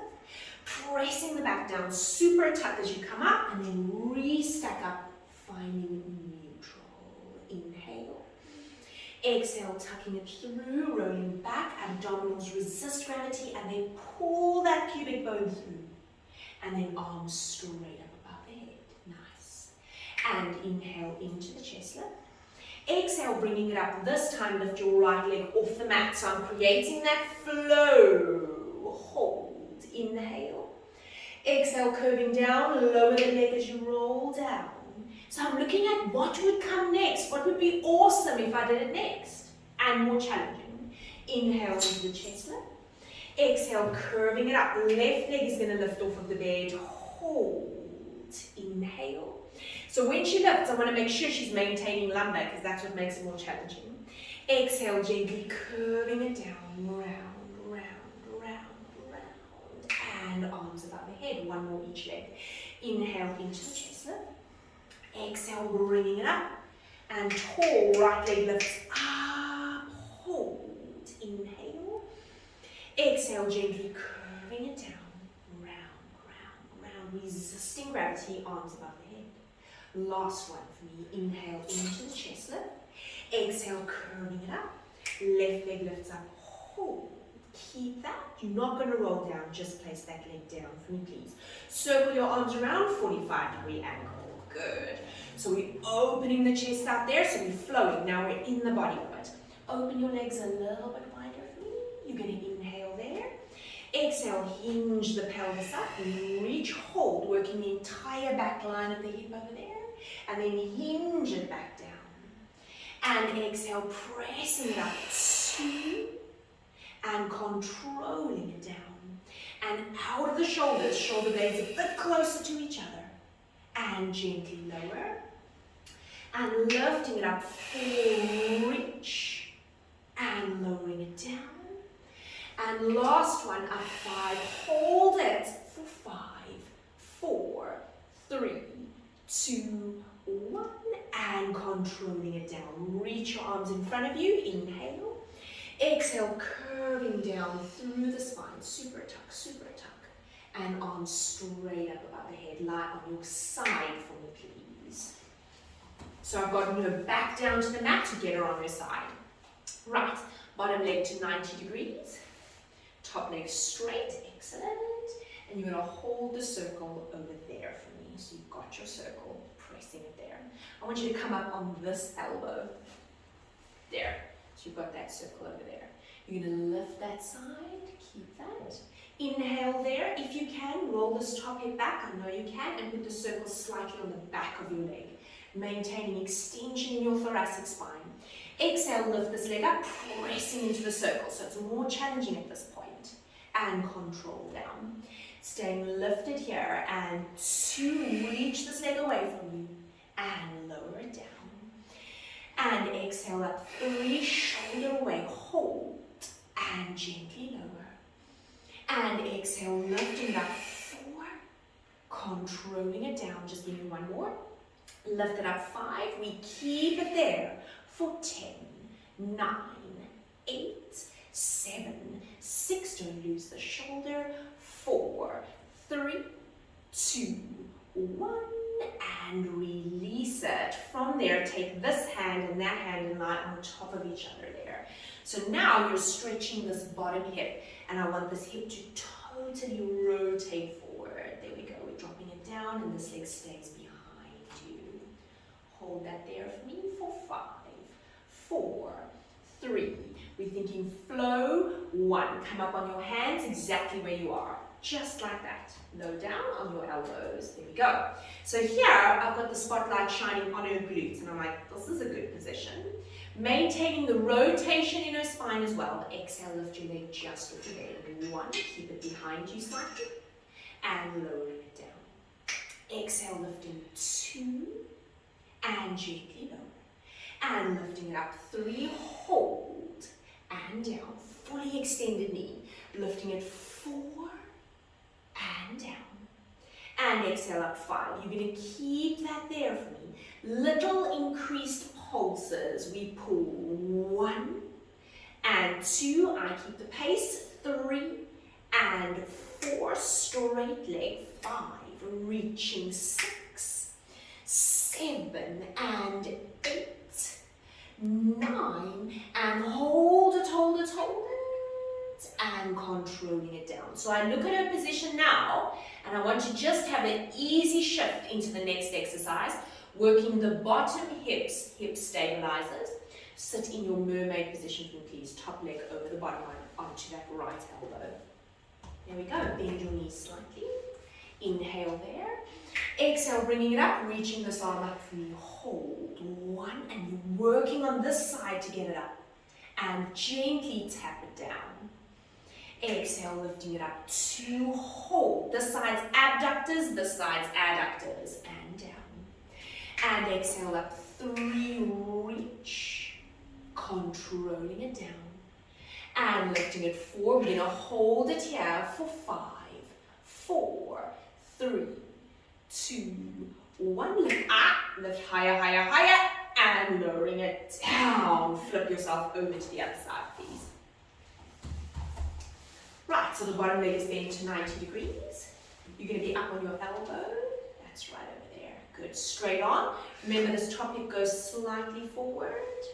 And get this leg behind you, lifting out of the shoulder. Inhale there. Exhale, we press it down, lifting the leg 1 and lower. And exhale, lifting 2 and down. And lifting it up 3 and lower. And bringing it up 4, hold, and down. Last one for me. And 5, press, hold it there for me for 10, 9, 8, watching the bottom shoulder, 6, 5, tummy pulls the pelvis through, so don't get an arch in the back, 1, and lower it down. You're going to take the circle, flip yourself around, lower your chest down on your arms for me, please. Just to get a stretch in this glute that you worked just now. So it's creating that flow from working, giving it not an immediate stretch, and then all of a sudden pulling a stretch into the class. Excellent. You're going to come up onto your hands for me there, please. There we go. Shoulders are down. You can go a little bit lower for me. Yes, good. Lifting right out of the chest. Extend the leg. Inhale there. Exhale, we lift this leg up. We lift 1 and lower. And exhale, it targets the back. 2 and lower. Abs hold on in the front. And 3. Controlling it down. Tummy draws deep. 4. Extending here and down. And lifting 5. Straight knee and lower. And let's just do one more. 6. Hold it there. We keep that little pulls up. Pulling 1 and 2. 3 and 4, lifting 5, straight knee 6, 7 and 8, 9, bring it up, hold it, hold it, hold it, lowering it down. Excellent, good work. How does that feel? Can you feel it targeting straight into the glute? Mm-hmm. Right, top leg over the bottom leg, lifting right out of the shoulder, bending this knee slightly, bend both of them, there we go, inhale. Exhale, lifting it up, top legs, adductors, bottom legs, abductors working, 1, and controlling it down. Also obliques and shoulder stabilizers, lifting it up, 2, hold, and controlling it down. Reaching it up, 3, pause, and lower, 2 more, and up, 4, hold, and down. Last one. Exhale up, 5, we keep it for 5, 4, 3, 2, take it up, up, up, and lower it down, lie flat on your tummy for me, please. So now I can just flip her over that way. Right, so I want dead straight legs. We're first just going to wake up the abdominals so that the abdominals learn that they're going to hold your pelvis when I do everything that I want to do here. This also gives you a chance out of all of those exercises to just take a breather. So you're going to inhale there. Exhale, activate the abdominals and try and pull the pubic bone through and press it into the bed with the abs. Nothing's really happening in the legs now. And a deep inhale there. And exhale, gently drawing it through, hold. And a deep inhale. And exhale, pulling it through. Now I've set your pelvis where I want it. Hold. Excellent. Shoulders are relaxed. Inhale. Exhale, lifting both legs off the bed, please. Dead straight legs. Good. So we've got the abdominals holding in the front. I've got fully extended legs. So you're going to hold that there for me. Inhale. Exhale, squeeze those legs together as much as you can without changing anything here. And controlling it open. Exhale, pressing it in 2 and controlling it open. Exhale, pressing 3 and open. Exhale, pressing 4 and open. And pull it in 5. Hold it, hold it, hold it for 5, 4. So now she's on her tummy and I'm thinking, what's next? 1, lower it down. Bend your legs here for me, please, but stay here. Heels are together, knees are apart. Same feeling. So before we lift the legs, inhale. Exhale, pulling the pubic bone through. Inhale. Exhale, hover your knees off the bed. 1. And lower. So she won't lower until I say. And exhale up. 2. And lower. And exhale, lifting 3. And this is that time under tension for the muscle group. And down. And lifting at 4. Tummy draws, hold. And lower. And exhale up 5. We're going to keep it here. Now I think what would be awesome next, hold this, straighten your legs out, keeping your legs off. Bending them in, press the heels together. Taking it out, keeping the legs off. Bending it in, dig the heels into each other, because I know that makes it more. And taking it out, reaching the legs, hold. And bringing it in, digging the heels in. Last one, reaching it out, extend and hold. Keep it there for me for 5, 4, 3, 2, 1. Lowering the legs down. Do you feel that? Excellent. You're going to stay there for me. So take your good leg for me. Hold your foot, please. So she's in this position. I'm not going to do it on Carly's right leg, her stretch, because she's hurt that knee. Not with anything that we did. Okay. So you're going to rest your head in your hands. So now I'm in the perfect position to just give her a little bit of a release here. So you're going to inhale there. Exhale, tucking the pelvis through and pulling this foot down as you tuck through. And release. And exhale, tucking it through, pulling it down as you tuck through. And release. Last one. And exhale, pulling it through, hold. And release it, taking it all the way down. Now my aim is to get her back onto her back, but I'm not ready for it yet. Come up onto your knees for me, please, because she's down, so she goes to her knees, and that makes sense. Right, so you're lifting right out of your knees. You're going to inhale there. Take your hands a bit more forward. There we go. Exhale, I want you to tuck your pelvis through and roll your pelvis forward until you're in a plank position over there. Open the chest out. Open it, open it, open it, open it. That's it. And now stick your bum out and bring it up to where you were. Yes. And you're going to tuck it through and you're going to roll it forward. So stunning for the hips, and we just added in spine. Sticking the bum out, pulling it back. Watch those shoulder blades, please. Tucking it through, taking it forward. Even though you stick your bum out, stay out of your shoulders, out of your shoulders. Yes. And tucking it through, hold. And reaching it back and just bring it to neutral. Hold it there for me. Extend your right leg back, curling the toes under. It flows from one into the next. Left leg back. Hold. Hip flexors are actually working to keep her up here. We're going to hinge the pelvis up into that pike position. Hold it there. Don't overdo it. Don't overdo the thoracic extension. So lift this up a little bit and rather do it from there. There we go. Not too much there. Close the ribs, close the ribs. Yes, there we go. Now you're going to tuck your pelvis through and go into your plank. Tuck through like you're doing a pelvic curl plank. Hold it. Hinging up 2. And tucking through. Hold your hands on the outside. There you go. And hinging it up 3. And tucking it through. One more. Hinging it up. She's slipping all over the place. And tucking it through. Tuck, tuck, tuck, tuck, tuck. Yes, hold that for me for 5, 4, 3, 2, 1. One leg down, other leg down. Hold that position there for me. Curl your toes under. Inhale there. Exhale, hover the knees just off, but maintain a deep lumbar curve for me. Just lumbar. 1. And tap it back down. Exhale, lifting 2 and lowering it down and bringing it up 3 and gently lower. And last one, holding it there. Heels together, knees apart, please. We keep that open for 10, 9, pull 8, 7, so she's doing this with her legs. 5, open them wide, heels dig. 2, 1, controlling it down. I want you to lie on your back for me, please.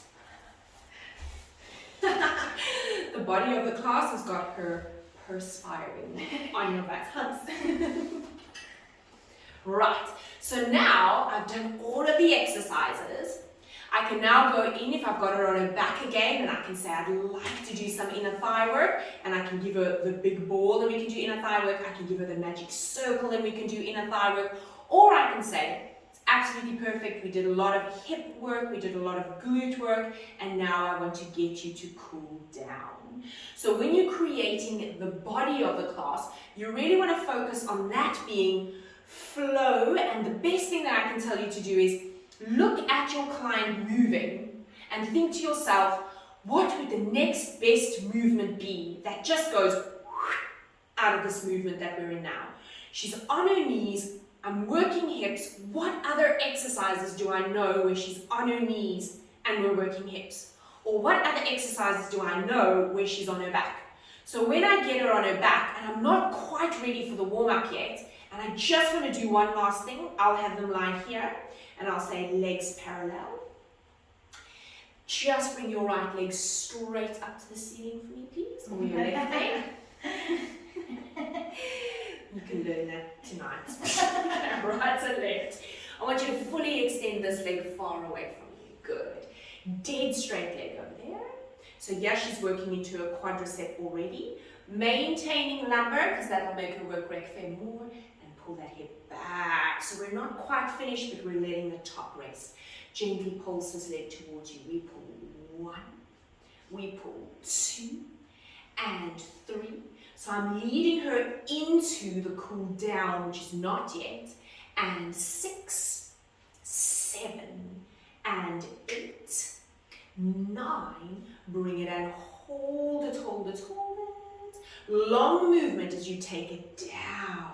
Right leg comes up, left leg holds back. We keep it there. Little pulls in. 1 and 2, pull 3 and 4.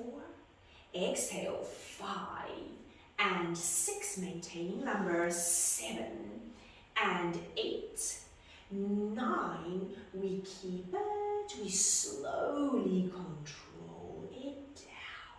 Worked into hip flexors. Say to them, give your glutes a good squeeze for me there, please. Just to release the front. And then let the glutes go. And exhale, squeeze. Tight, tight, tight. And release. And last one, exhale, squeeze, hold. And gently release it. So that's concluding the body of the class. So you're obviously going to have it for much longer, depending on how long the class is that you're teaching. But what's important is that you look at what is in the class and what can I do to make the one movement flow into the next, into the next. So it says there, the body of the class. This is where the class starts taking shape. Now you are in the robust part of the class, where the client becomes aware that the focus that you had in mind is truly happening.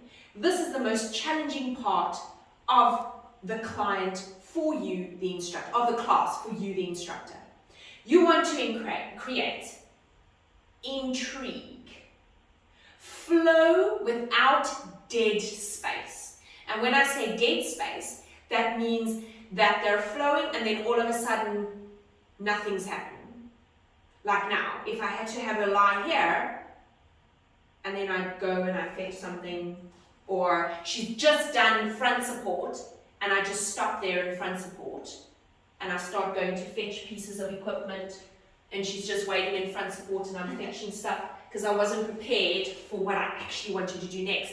That's why I've always got my toys really close to me, and my clients that I teach online, their toys are always like within arm's reach, or at least flip up and grab at reach for them to be able to use it.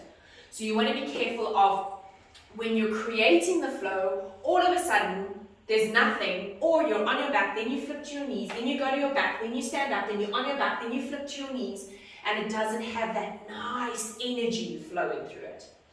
Then you want to have purpose. It has to have a reason. Why are we even doing the exercise?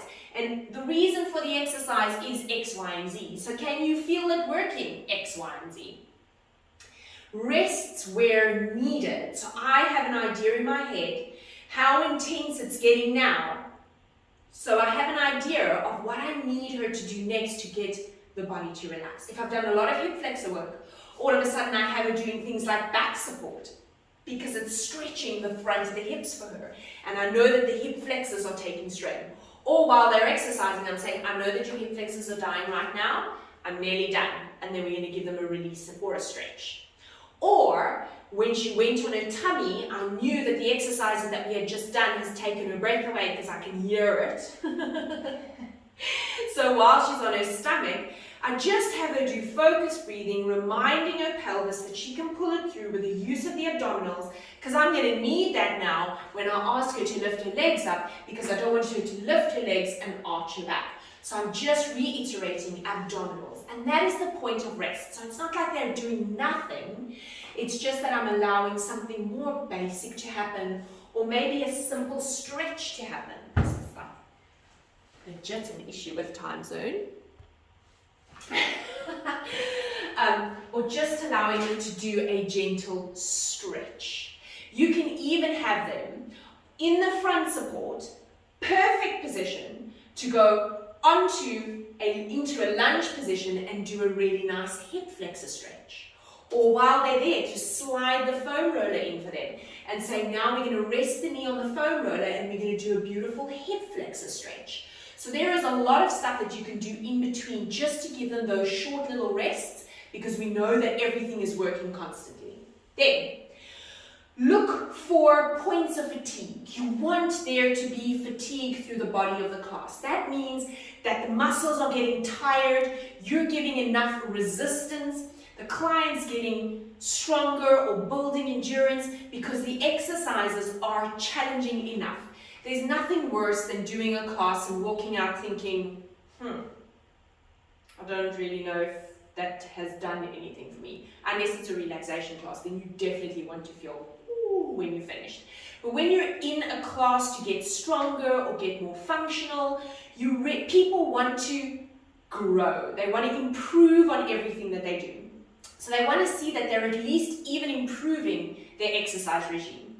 I love it when people say this, okay, I love doing this as well. Let me quickly tell you. So one of my clients has a goal. He's really, really active, but he struggles to do deep hip flexion with lumbar extension. So he's not good with hip, but he's really good at lumbar flexion. So his spine does not like maintaining that position, let alone that position with hip flexion. So the movements that are really difficult for him, because he's a definite spinal flexor, is sitting upright with the legs straight out in front of him. And his main goal is he wants to get into a proper downward dog. I'm like, okay, well, we can totally do that. So this morning, I thought to myself, his downward dog position has improved 80%, but we're still not quite there. And I've been working with him now for a year. So this morning, I did a specific, that stretch that I just did with Carly for her hamstrings, using the magic circle. And the reason I used the magic circle for him was men have heavy legs. So when you're doing a hamstring stretch, so let's take a good knee. When you're doing a hamstring stretch and you're holding it with a TheraBand and you've got a heavy leg, your hip flexor is still going to work to keep your leg up. So the client isn't even focused on how much this is stretching. They're just focused on, this hip flexor is working a lot. So for him, I specifically said to him, on your heel, because I don't want it pulling back and he's moaning about it's painful because it's just a whole neural stretch for him. So I wanted it there, straightening the leg up. And we did 2 sets on each leg, 10 of them holding the last one for 10, 10 holding the last one, to be repeated. So if I know that he wants to get into that downward dog, we did this, he said, wow, this is really working for me. I said to him, fantastic, so let's take this out. And let's just quickly do a check right in the middle of the class, because I know if I can get him to see that this feels better, and I take a photo of his downward dog, which I did do today, and I send it to him, he's going to be like, wow. And then I said, right, so we've done the hamstring stretch. Sit up for me, please. Legs straight out in front of you, up tall in your back. This for him is so difficult. He always sits with a rounded spine like this because he can't shorten so much of his hip flexor. And he does have the restriction at his hamstrings. And then his lumbar spine is fighting against those hamstrings because they've become resistance for him, so he cannot get this. After that series of warming up the pelvis, warming up the legs, warming up the muscles, getting the blood flowing, then going into the stretch right in the middle of the class and saying to him, let's do a quick check. He sat up like this and it was the best extension he'd ever done. I took a photo. And then I was like, well, that's looking good. Let's go into downward dog. And I had him go into downward dog and he was holding it there and I took a photo and I sent it to him. I'm like, this is the best you've ever looked. So if his goal is that, and I sent him a photo saying, we did it, he is happy. He's like, okay, cool. So I've got my magic circle. So how many times a day should I do this stretch? So now I'm also educating him during the body of the class and giving a purpose to the body of the class and remembering why he is with me in the first place and making sure that I'm trying to help him reach his goal. Even if I think there's a lot of other things I want to work on besides your downward dog, but this downward dog is seriously important to you, so I'm just going to make it happen. Okay, so that's important. All right, so that was right in the center of the body of the class. Then it says here, possible second or third sets as long as flow is maintained.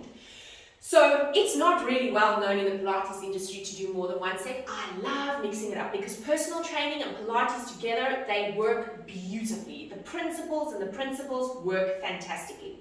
So this series that I did with Carly, I'll have him come down, take a rest, deep inhale, exhale, reach your arms above your head, reaching away, stretching the abdominals. Right, second set, we're doing it again. And they'll do it again, and then if I feel like it and I think they can, I'll say, excellent, we're going to do a third set. And then once the set is done, I flow into the next exercise. So I absolutely love doing extra sets, but I will have to have 7 hours for this webinar today to be able to get to that. So you can absolutely add in additional sets. If I look at what takes us to that next level, what takes your client to make them a little bit stronger or to have a bit more endurance, it's not doing 10 counts in front support every single time they see you, because they can do it. So it is actually about doing 10, maybe 3 times, or maybe holding it for 20 and doing that twice. And then, wow, we're there and you're doing so well. So you're not going to come down because we're in the body of this class. You're going to hinge straight up and go into your downward dog or your up stretch or your pike. So you're not going to come down because we're in the body and I'm getting the blood flowing. And this is just the perfect spot. Can you do it? You got to hold it for me. Come on, you can do it for 5, 4, 3, 2, hold. Pelvic curl your pelvis all the way down into that plank position, please. So when you're in the body of the class, you must remember, you're the instructor, you have full control of this class. They must know that you are the expert at teaching exercise. And when you use your voice to make sure that they are with you throughout the class, like I know a lot of people say, don't talk so much, you talk too much, or just allow the client to feel the movement. Do you know how fantastic it is when your client sees results? Because that voice that you put in their head the whole time stays with them.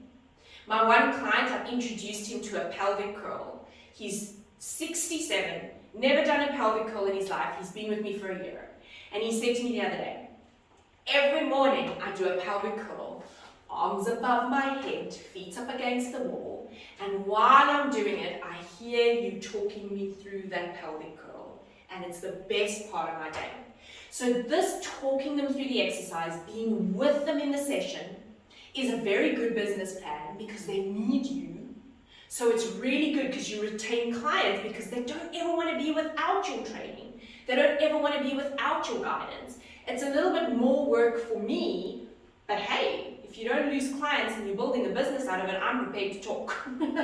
When I switch the computer off at night and I drink my coffee, then nobody must talk to then I just want a little bit of silence. But if you can really get the flow with the use of, it's very difficult to create flow in a class if you're not talking them through that class. So you really want to talk them through. Then it says here, if a muscle group fatigues, it is a great idea to keep the client moving by using a different muscle group to keep the flow. So we were doing hips, and then the next thing I had Carly doing magic circle arms. Or we're doing hips, and then the next thing at the same time, I have her do spinal rotation just to release the hip, taking the effort away from the muscle group that we've just worked. Or you could go, I love to do this, but I didn't do it today just because of her knee, is after I do abduction with the magic circle, I take it straight into inner thighs, and we do adduction. So because we're doing hips, so we do abduction, into lifting it up.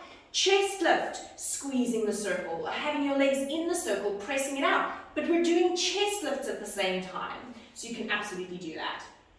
Right, then it says, even if it is light stretching, when to pause. And then we are going to pause this, and I'm quickly going to go and look at your questions, and then when we come back, I'm going to be answering them. So if you have questions, you can quickly type them in there for me. There are perfect moments within a class when you can pause without breaking the rhythm or flow. This is when you really want to guide a client with a movement or position that they are struggling with. You could say, hold it there for me, please. Just lift your chest a little bit further away from the mat. Extend your upper back a little bit more. Chinning, so let me show this. It's like reading, and then I can actually just teach this. Right, so say now, we're going to do swan prep. Swan prep. Oh, arms out. Put your arms out for me, yeah. You can actually put your hands in slightly. Okay, so say now the client is lifting up. I want them to do good thoracic extension. They lift up off the bed and they curve their upper back. Round it the other way. You see, it's very hard to cheat when you don't cheat all the time. Come up like a hunchback, Carly. Thank you. Okay. So they come up like this. And you've got them going up and then lowering down. And coming up, now you go hold it there for me. This isn't going to break the flow. I just want you to roll your shoulders back. Lift your head up slightly. Draw your chin in. Abdominals hold in the front for me, please. Hold. Now draw your shoulders down a little bit more. There. Can you feel that position? Now I'm teaching her. Every time I want that position. So you're going to lead back with your head for me like that. Inhale, lowering it down. Now finish the repetition.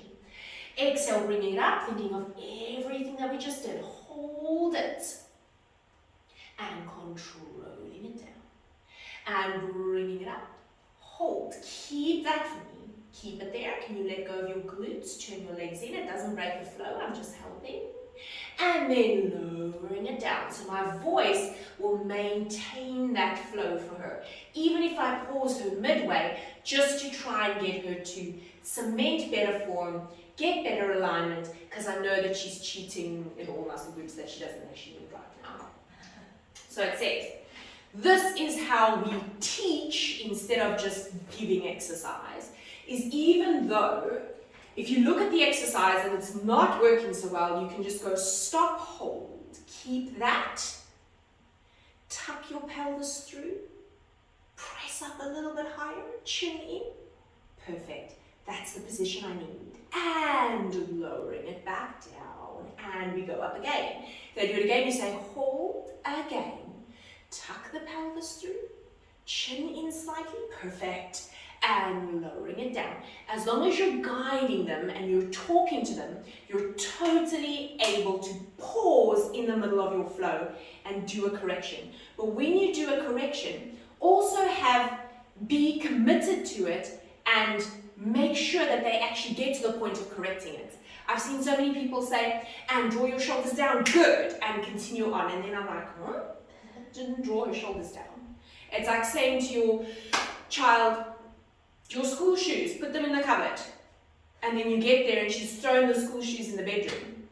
You're not going to go, oh, okay, whatever. You're going to call her back and say, I said put them in the cupboard. Same thing with your client, just not like that. You're going to say, stop, no, you don't have it. Lift your chest away from me, please. Open your shoulders, chin in. Yes, that's good. Can you feel that? Now let me tell you why that is so good for you. Because, and they're holding it, you're like, don't move.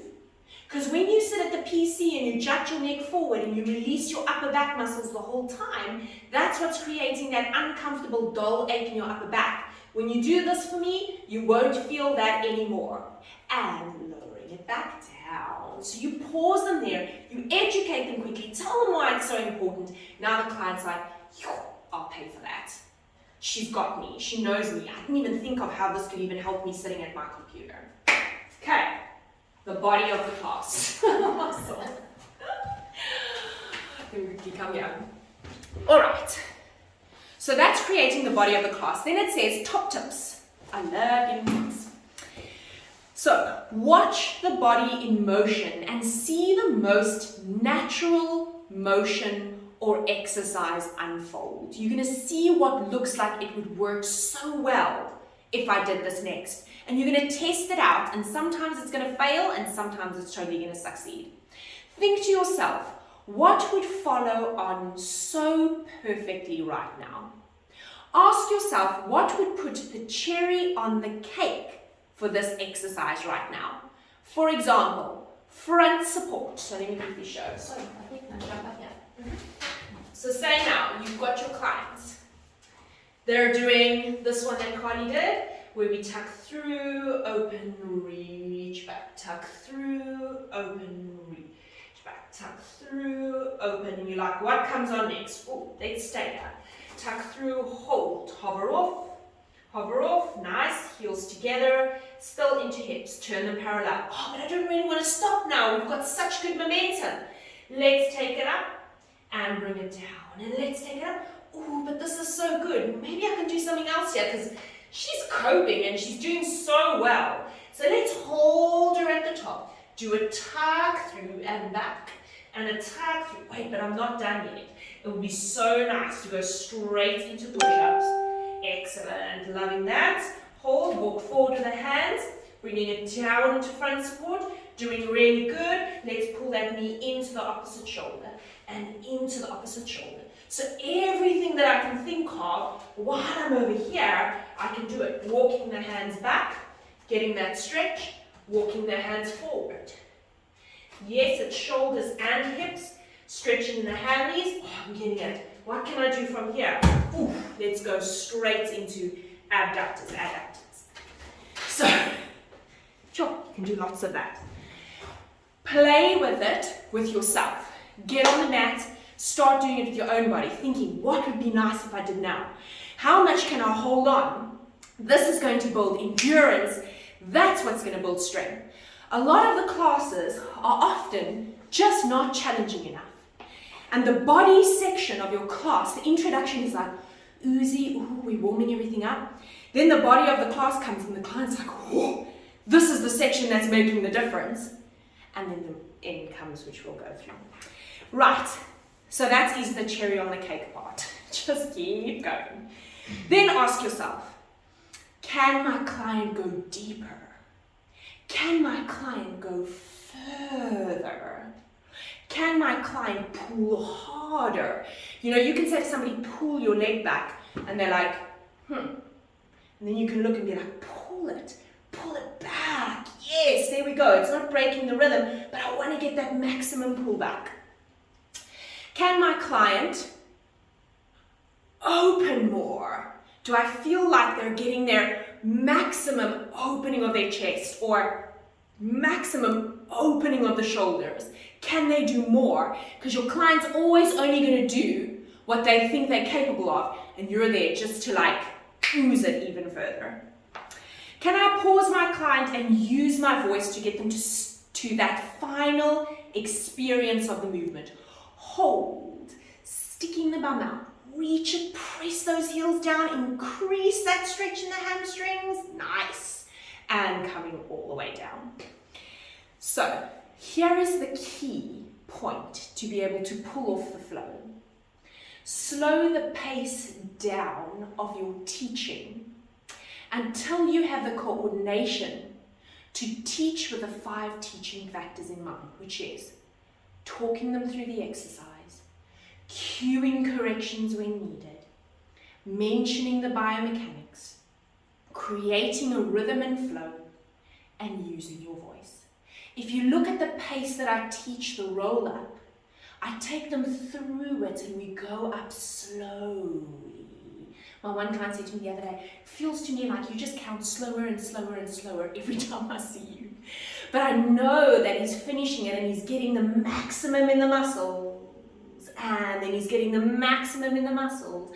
But it doesn't mean that I'm not doing this with him. It just means that I'm getting his form and his muscle recruitment pattern to work really well. And I can say what I need to say to make it ooze and flow.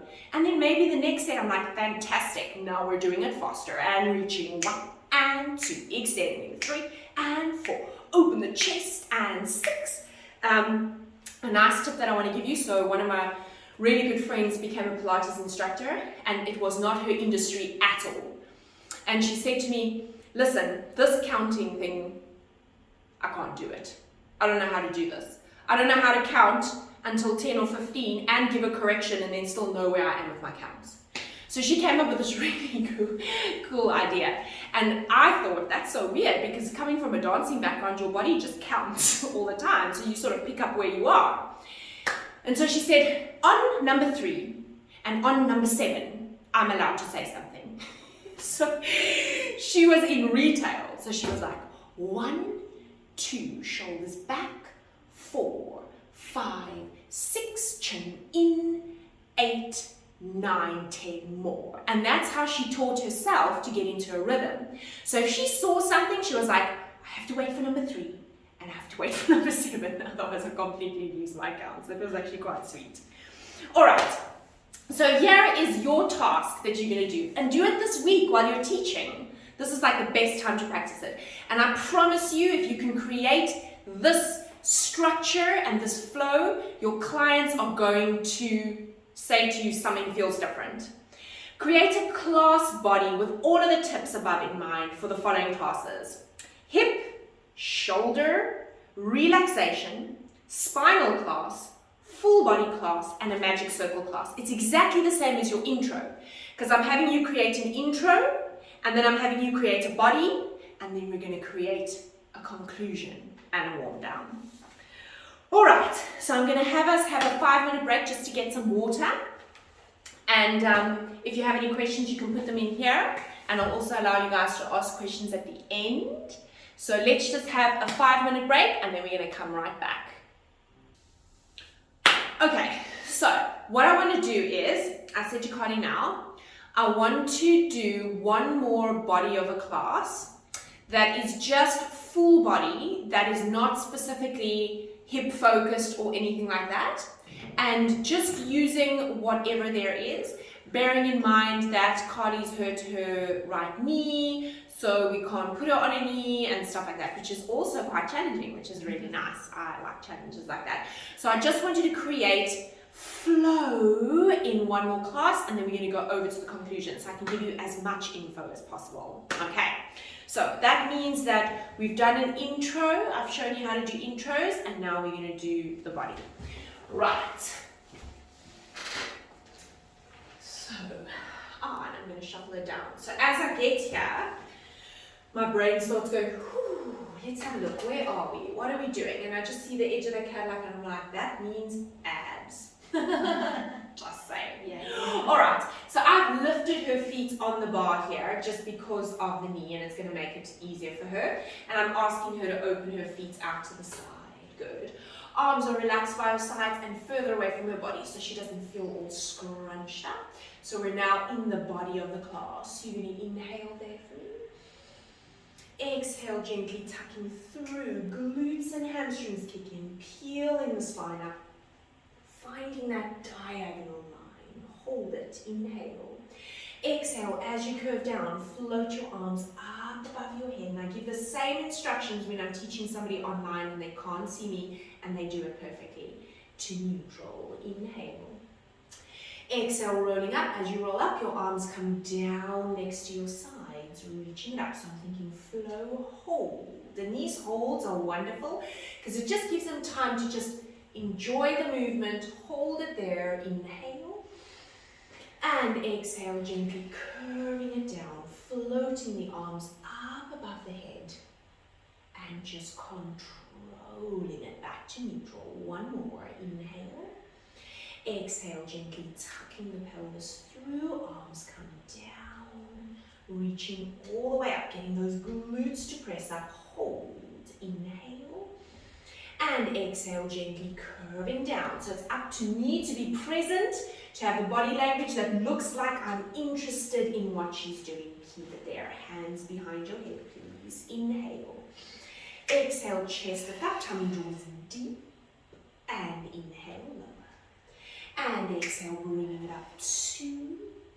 and gently lower, and exhale, lifting, 3, controlling it down, and exhale, bringing it up, 4, and gently lower. Last one, up 5, hold it, rotating over crisscross, 1, over to me, 2, opposite hip holds back, 3, right hip holds, 4, over, 5, exhale, 6, last 2, 7, bringing it here, hold it, bring it to the center, and gently control it down. Hover your feet off the bar, band over the knees, holding the band on the side, please.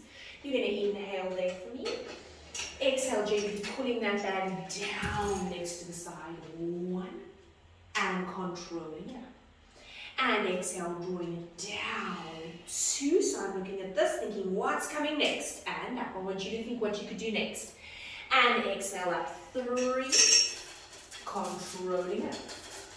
And exhale, pulling 4, and gently up. And exhale, 5, and up. And last one, 6, hold it for 5, 4, 3. You're going to add in a chest lift for the next set, bringing the arms up. Exhale up, chest lift, 1, controlling it down. Now I'm looking, thinking, what do I really want to do here now? And lower, and up, 3, controlling it down, and exhale, lifting, 4, and gently lower, and last one, hold it for 5, 4, 3, 2, 1, lowering it down. You're going to keep it around the right knee, holding it there on the sides, please. This leg is slightly away from you, just a little bit, there. Okay, straight arms next to your sides, yes. You're going to inhale there. Exhale, extend that left leg out. Arms go down. As the leg comes in, bring the arms up. And exhale, reaching it out. 2, hold. And bringing it in. And exhale, extending. I'm getting lats, triceps, posterior deltoids, abs, opposite oblique. And in. And exhale, reaching it. Hold. Controlling it in. Up in a chest lift, we lift up, reach, and gently lower. And up to hold, control it back, last 2 for me. Exhale, extend, hold, and bringing it in. And last one, reach it, hold it for 5, 4, 3, 2, 1, lower it, switching over to the other leg. Inhale. Exhale, gently, reaching the leg away, keep the chest down. Right leg out, 1, controlling it in, pull this knee away from you a bit, there we go. And exhale, extending 2, pause, and in. So I want to get that heart rate up here. And 3, it's getting tougher, and bringing it in. And exhale, extending 4, controlling it back, chest lift. We reach up, extend 1, and in. You'll do more reps. Extending 2, and in. And reaching 3, hold, and in. Last one, 4, we keep it there for 5, 4, 3, 2, 1, lower it down. Give me the back, legs stay up for me, please. Arms are relaxed by your sides. Inhale. Exhale, extending both legs to 45 degrees. Tummy holds on. Inhale, resisting it in. Exhale, reach it out, 2, and controlling it in. Exhale, extending it out, 3, and bringing it back. And exhale, reaching forward and back. Last one, extending it 5, hold it for 5, 4, 3, 2, 1, bend it in, right leg down on the bed, please. Holding that there for me. Hands are behind your head, inhale. Exhale, chest lift up, rotate over to this left knee and control it down. And exhale, lift up, 2, rotate and gently lower. And pull it up, 3 and lower. And last one, 4. Hold that for me. Inhale. Exhale, change legs, rotate over to that side. Same on this leg. Inhale, lower the chest. Exhale, bring it up, rotate 1 and down. And exhale, lifting 2 and lower. And tummy draws deep as you rotate 3. I want to see that 30 degrees of rotation. And last one, 4. We're going to alternate. Change legs, rotate to me. 1 and over, 2 and over, 3. We're going for 6 and 4. Hips hold, 5. Last one, hold it. Bring both legs up in the center. Come up in that chest. Lower down, lowering the legs down. Shuffle to the edge of the bed, please. Let go. There we go, and you're lying on your back. Good, so your legs are up to 90 degrees, holding it there for me. You can shuffle a tad that way. There we go. Okay, relaxing your arms by your sides, thinking of your lower abdominals. Inhale. Exhale, right leg goes down to the mat. The abs pull that pubic bone through, and then inhale, bring it up. Left leg goes down, reach, hold it, and controlling it up. So you're thinking, what do I want to do next? Right leg goes down, hold, and bringing it up. And then left leg reaches, hold, and hold it up. Last one, right leg goes, you're going to keep that there, change legs mid-air. We switch them. 1, more challenging for the abs. 2, because it goes past the ground. 3, and 4, last 2. 5, and 6, bring both legs up. Hold it, hands behind your head. Inhale. Exhale, chest lift up, right leg down to the floor. 1, and lift and lower. Left leg, 2, lift and lower.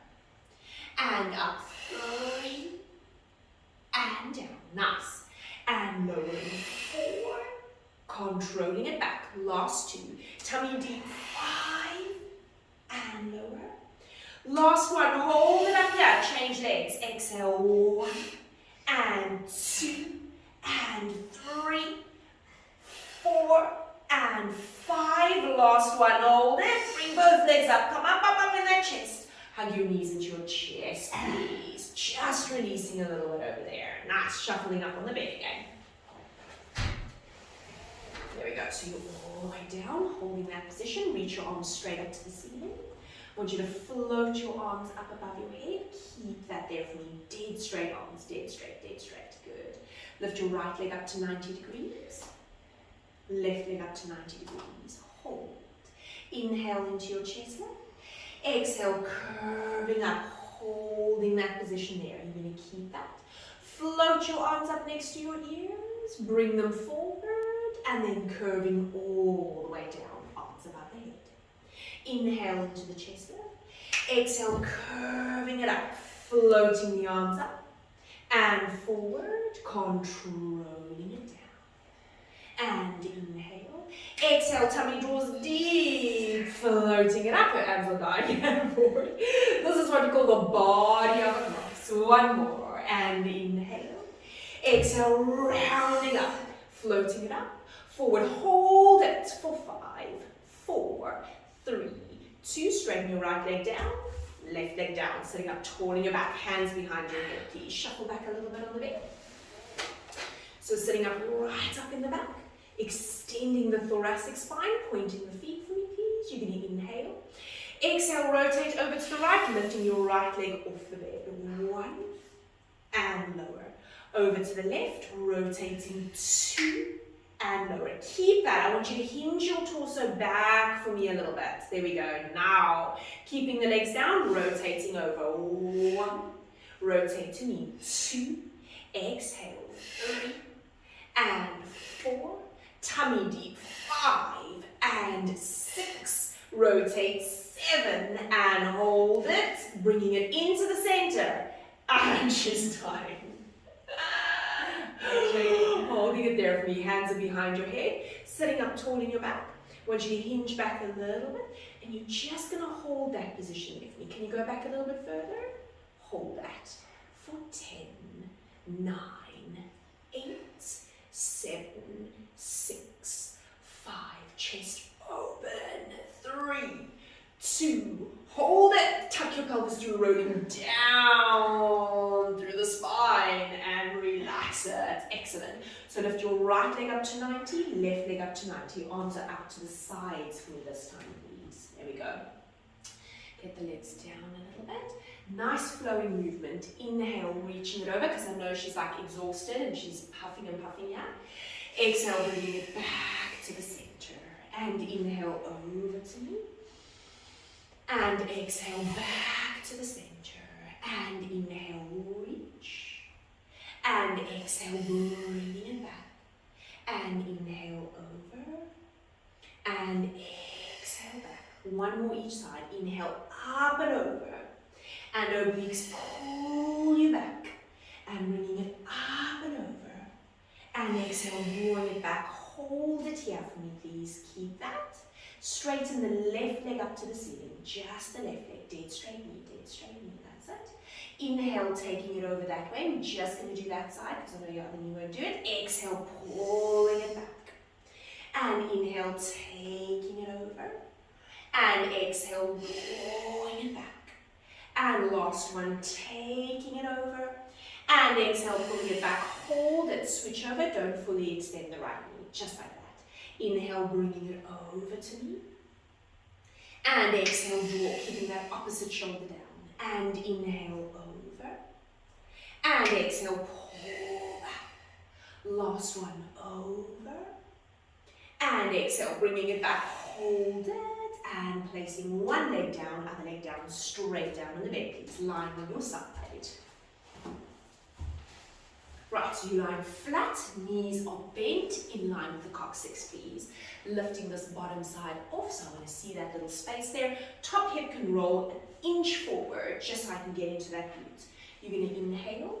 Exhale, we open this knee out, lifting 1, and controlling it down. So I want you to think of where can we go from here.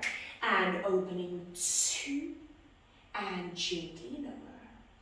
And pulling 3, controlling it down. Last one, so I'm not doing all the reps. Hold it there for me for 10, 9, 8, 7, 6, 5, 4. What would you do next? 2, 1. Lower it down. Legs to 2 90-degree angles, please. Keeping that shape. Inhale. Exhale, lift this top leg up. One knee stays in line with that foot. And lower. And exhale, lift it up. 2, hold. And lower. Where would you go from here now? Lifting it 3. And lower. And last one, lifting it 4. Hold it there. Straighten that leg back. Reaching it 1. Bring it back to that 90-degree angle. Exhale, extending it back. 2 abs. Hold. And bringing it in. Exhale, extending it back. 3. Hold. Controlling it in. Where would you go from here? Extending it back. Hold it there. Little pulses up. 1 and 2. Lifting 3. 4 and 5. 6. Up. 7 and 8. 9. You're going to keep it there. Keep a straight leg. Take that leg straight out to the front for me. Dead straight. Exhale, pull it back towards me. Abdominals hold. Inhale, taking it forward. Keep back extensors. Exhale, back. Abdominals hold. Inhale, bringing it forward. Exhale, pulling back. Abs hold. Last one, bringing it forward. Exhale, pulling it back. Hold. I'm going to ask you to take it forward. Hold that there for me. Keep that. I want you to take that foot with your right hand, please. There we go. Reach it straight out in front of you. and then take this arm and rotate it back for me. So we're just getting a nice stretch over there. Because I had the leg in the front, so we're just going to continue on from that. Try and fully extend that right knee. Stay there. Take a deep inhale. Exhale, blowing all the air out. Deep inhale. And exhale, blowing it all out. Releasing that leg, bringing it all the way down, lying flat on your tummy, please. I'm not going to have it do the other side just because of the knee. You're going to hold that. Rest your head on your hands for me, please. Shoulders are relaxed. You're going to inhale there. Exhale, hover your upper back and head off the mat, please. So everything lifts up and include your arms as well. So your hands come with you. Hold. And inhale, lower. Exhale, lifting up. 2. Where would you go from here? And lower. And lifting. 3. And lower. Last one, you're going to keep it up. 4, hold it. Arms straight into a V. Bring it under your head. Lower the chest down. Exhale up to a V under the head and lower down. And exhale up. Tummy draws deep and back. Lower down. Last one. Where would you go from here? Lifting it up. Reaching it out under the head. Lower down. Without the V. Lifting the head exactly as you did and your legs. Lifting 1. Controlling it down. Exhale up 2. And gently lower. And lift up 3. And down. Last one. 4. Controlling it down. Adding in the V. We lift it up. Reach. Scoop the arms. Bring it back. Lower it all down. And exhale up 2. Reach the arms. Bring it back. Controlling it down. Last 2. Abdominals. Hold in the front. Shoulder blades down. Bring it back. And controlling it down. Last one, bring it up, reach it and hold it there for 5, 4, 3, 2, increase it, under the head, up, and then lowering it down. Excellent, flip onto your back for me, please. Cool. Right, so that's just another example of just looking at the movement and thinking, where can I go to from here? What can I add in now? Legs are up. What's natural for the legs when they're up? Let's take them out. Let's bring them back. When my back is up and I'm bringing my back up and down, what else can I add? I can change the position of my arms. Or I lift the legs up as well. I can even lift the legs up, keep the chest up, pulse the legs up or pulse them open. If I'm on my side, what's everything that I can do on my side? What sequence can I do with them? From there, can I bring them up? Can I have them go up and over into a side stretch? Or can I do side plank with a stretch over? Can I have them pulling through? So as they're moving, you're looking at the exercise thinking, how will this evolve into the next exercise? And that's really what I want you to try and get your mind to do. I know that it's so much easier if you have that feeling of creating movement, like dance. Dance just flows from one movement into the next, and the next thing the leg comes up, and it just feels like this combination of various movements. I want you to think of a class being similar, even if it is slightly broken. So the one client that I take, and it's me that I, as the instructor, have to just bite my lip and know that I don't think I'm ever going to get the perfect flow in this class because he keeps taking a break. And I'm like, you need to stop taking so many breaks. And his go-to is his eye, or he does this with his hair the whole time. I'm like, please stop stroking your hair. It's like right in the middle of my flow and you're stroking your hair. So I'm trying to get him, like in the beginning of the class, I'll say to him, today we're going to flow. I want you to create that flow. And he got it right twice. And he was exhausted at the end of the class. And he was like, wow, that was actually really amazing. So I want you to think about that. Okay. So then I want us to have a look at the conclusion. Check Carly's sleeping over there. Huffing and puffing. Okay. The ending has to be that. Now, why do I put this section in of the conclusion? Do you know how many classes I've seen? And I'm going to actually demonstrate it. And then you tell me how awkward this looks. So Carly, lie back for me, please. So let's say the last exercise, on your stomach, last exercise is back extension. So let's say it's the last one, and coming up, hold it, extending the arms to 45 for 10, 9, 8, 7, she's exhausted, 5, we're pushing to the end, 3, 2, 1, hands under your head, lower it down, excellent. Well done, that's it. Good work, you're done for the day. No. And then you're like, what? Don't I get like a treat or something? There's got to be something waiting for me.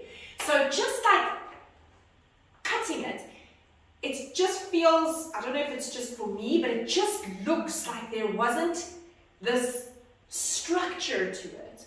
So from here, we want to take them into the conclusion. And it says here, the ending has to be just that.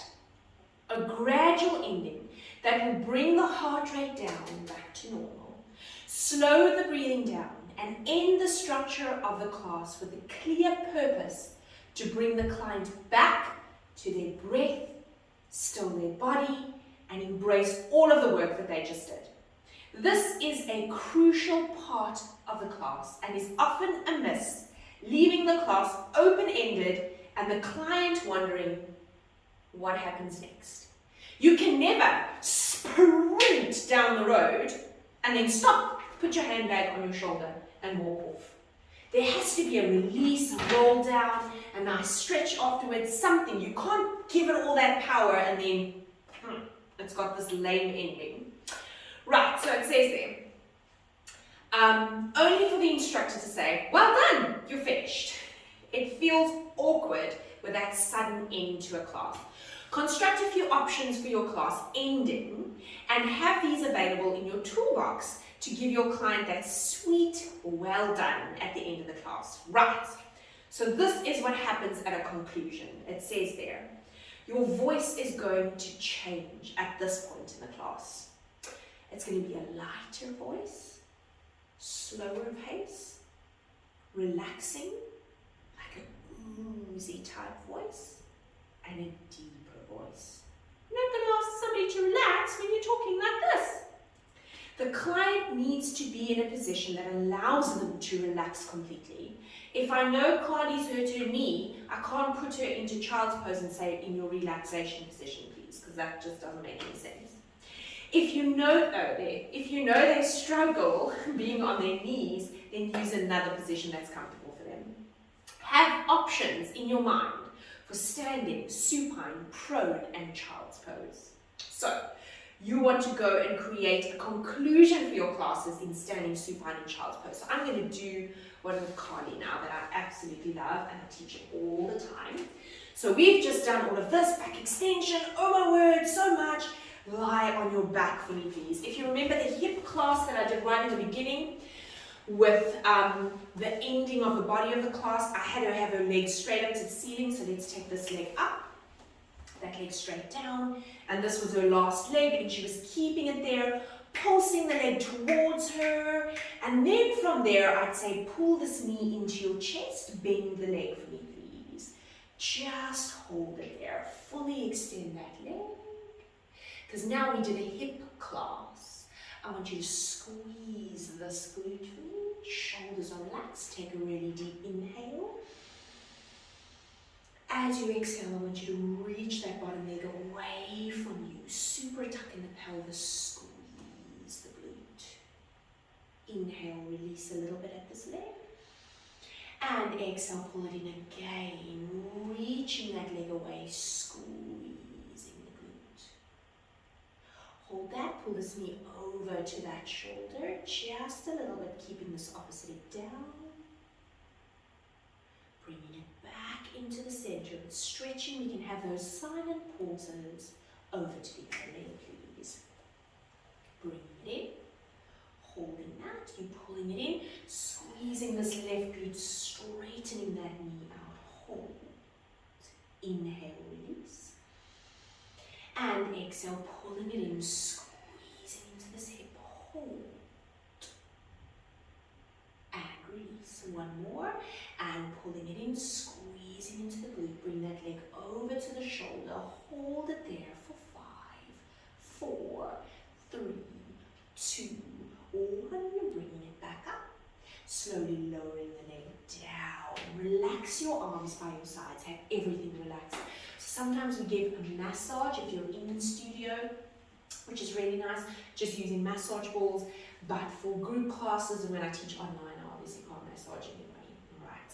So shoulders are completely relaxed over there. I want you to squeeze your glutes as firmly as you can, stretching in the front of the hips, and then gently release it. And squeezing the glutes as firmly as you can, and release it. Float your arms up above your head. Reach your arms and legs away from you as far as you can. You inhale. As you exhale, allow everything to relax. And again, inhale. And exhale, relax. Circling your arms around next to your sides. I want you to lift your bum up, move it away from your shoulders, just so your spine isn't scrunched. And allow the body to relax there. I want your legs to flop open. Shoulders to be heavy. Fingertips to be soft. Then I know they're relaxed. You're going to take a deep inhale there. Expand your rib cage, opening the chest out to the best of your ability. Exhale, blow it all out. You don't have to think of contracting anything, but blow every last little bit of air out, out, out, out, out, out. And a deep inhale, expanding the rib cage, filling the lungs with air. And exhale, slowly blowing it all out. Body is heavy, heavy, heavy. Last one, deep inhale, slowing the breathing down, slowing the heart rate. Exhale, gently blowing it all out. Just flop your head over to the right, flopping it over to the left. Everything is heavy. And over to the right. And gently over to the left. Bringing it into the center. Take another deep inhale. And exhale, blow it all out. And relax. Awesome. And then I go, well done. I always say, well done. And now I give them feedback about the class. I'll say, so we focused on the hips. That was really good. That downward dog of yours is so much better. Oh my word, did you see how you sit upright? I know it was working a lot in your hips, but your form is so much better. You've got more flexibility. That back extension, I want to work on a little bit more because I need to see more range in your spine, but we're definitely going to get there. How do you feel? How was that class for you? Do you have any questions? I always say at the end, any questions? Are you okay? And then if they have questions, then they'll ask me and we'll chat about it. And then I say, fantastic, have a wonderful day. I'll see you next time. And it's as simple as that. And that's just creating classes that really help your clients develop their mind-body connection. Where's the last page here? Is it there by you? Yes. Is it there? There you go. Thank you. And that helps your clients create that mind-body connection because they've got you guiding them. It gives it that like ooziness that is lacking so much in so many places that I really want. If you feel like there's any small thing that you can take out of this today, then it's like Friday afternoon for me, worth it. Because I just want to give you every little tip that I can. Because let's think about how many fitness instructors, Pilates instructors, yoga instructors are not making it and who are struggling. And we try and look at, is it the place that I'm living in? What is it? And then sometimes it's necessary for us to look internally and say, is it something that I'm doing? Can I do something differently? Maybe it's not marketing. Maybe it's not a marketing issue. Why am I losing clients? You know, when clients come and you know that they've got lots of money and they say, I can't really pay for it right now. Or not necessarily that, but they come with an excuse that, you know, I always think to myself, I need to look internally and think, is it something that I've done? I really have to know whether it's something that I've done. Because it could be something simple. It could be this that you teach and it irritates the hell out of them and they just don't want to tell you. That clicking that you do with your fingers, I can't stand it. Maybe if you watch it on a video, you'll notice it. Or maybe it's your voice. Maybe it's a singing voice as you teach. Or maybe it's just like a deconstructed class. I think we see that the most is people putting classes together that are just, it's like all over the place and there isn't this like swirl or flow. And you can even have that flow in a personal training class. You can really create that same flow in a personal training session. Even if you're going from machine to machine, even in a Pilates studio, you can create the most incredible flow. But I don't do Reformer, Wonder Chair, Cadillac, Reformer, Wonder Chair, Cadillac, unless I create a series and I'm like, Reformer do this, Wonder Chair do that, Cadillac do that. Then come back exactly the same on the Reformer, the Wonder Chair and the Cadillac. Third set, Reformer, but there is that structure that's happening in it. It doesn't feel like it's all over the place. Okay. So I wanted to give you that for today, just to help you, for you to go and mull over it, video your classes, try and do those tasks, see whether you can pull it together, look at the body moving, see how it would flow from one into the next, what would the next best exercise be. Think of what introductions am I using now? Can I do something better? Or am I just doing pelvic curl, chest lift, rotation, single leg lift, because the book says so? Or can I make it ooze? Can I bring in the foam roller? Can I tuck the pelvis through? Can I do some rotation? Can I drop the one hip and have the client go, "Yo, this is new, I like this." And then what can I do differently in the body of my class? Am I creating the best flow? Am I seeing the client moving in front of me and then creating things as they move? And then how am I ending my classes? Can I do it a little bit better? And then with all of that, how am I communicating? Do I look happy? As my body language saying, come, I'm ready for this class? Or do I look like it's not such a great day? And everybody has not such a great day. I always laugh. Like, I gave a group class the one morning and my kids had the biggest argument about a water bottle on the way to school. Because I have a really nice water bottle. So the one had it yesterday, which means the other one must have it today. And then it was this huge argument about who was supposed to get it today. And I thought, life is so short. Look at this argument about a water bottle. So I was like, that's it, you're both in trouble, no TV time tonight. And then I came and sat in front of my computer and ready to give a class, and I'm like, how's everybody doing? Nobody knows that I've just grounded both my children and nobody's talking to anybody in the house. And I'm like, hi, how are you? Oh, I've had a great week. And I actually gave a really good class, so it was all worth it. So it happens, but the whole point is that you maintain your energy levels. My tip for getting your energy levels up is when you feel like this, or the client that you know drains you is just about to train with you, quickly give yourself 20 minutes of exercise beforehand so that you can remember why you really love this. And then you're so amped to give them a really good class. Awesome. Right, does anybody have any questions? Is everybody all right? What you can do is, if you have specific questions, I think your questions might come up when you actually start doing the tasks.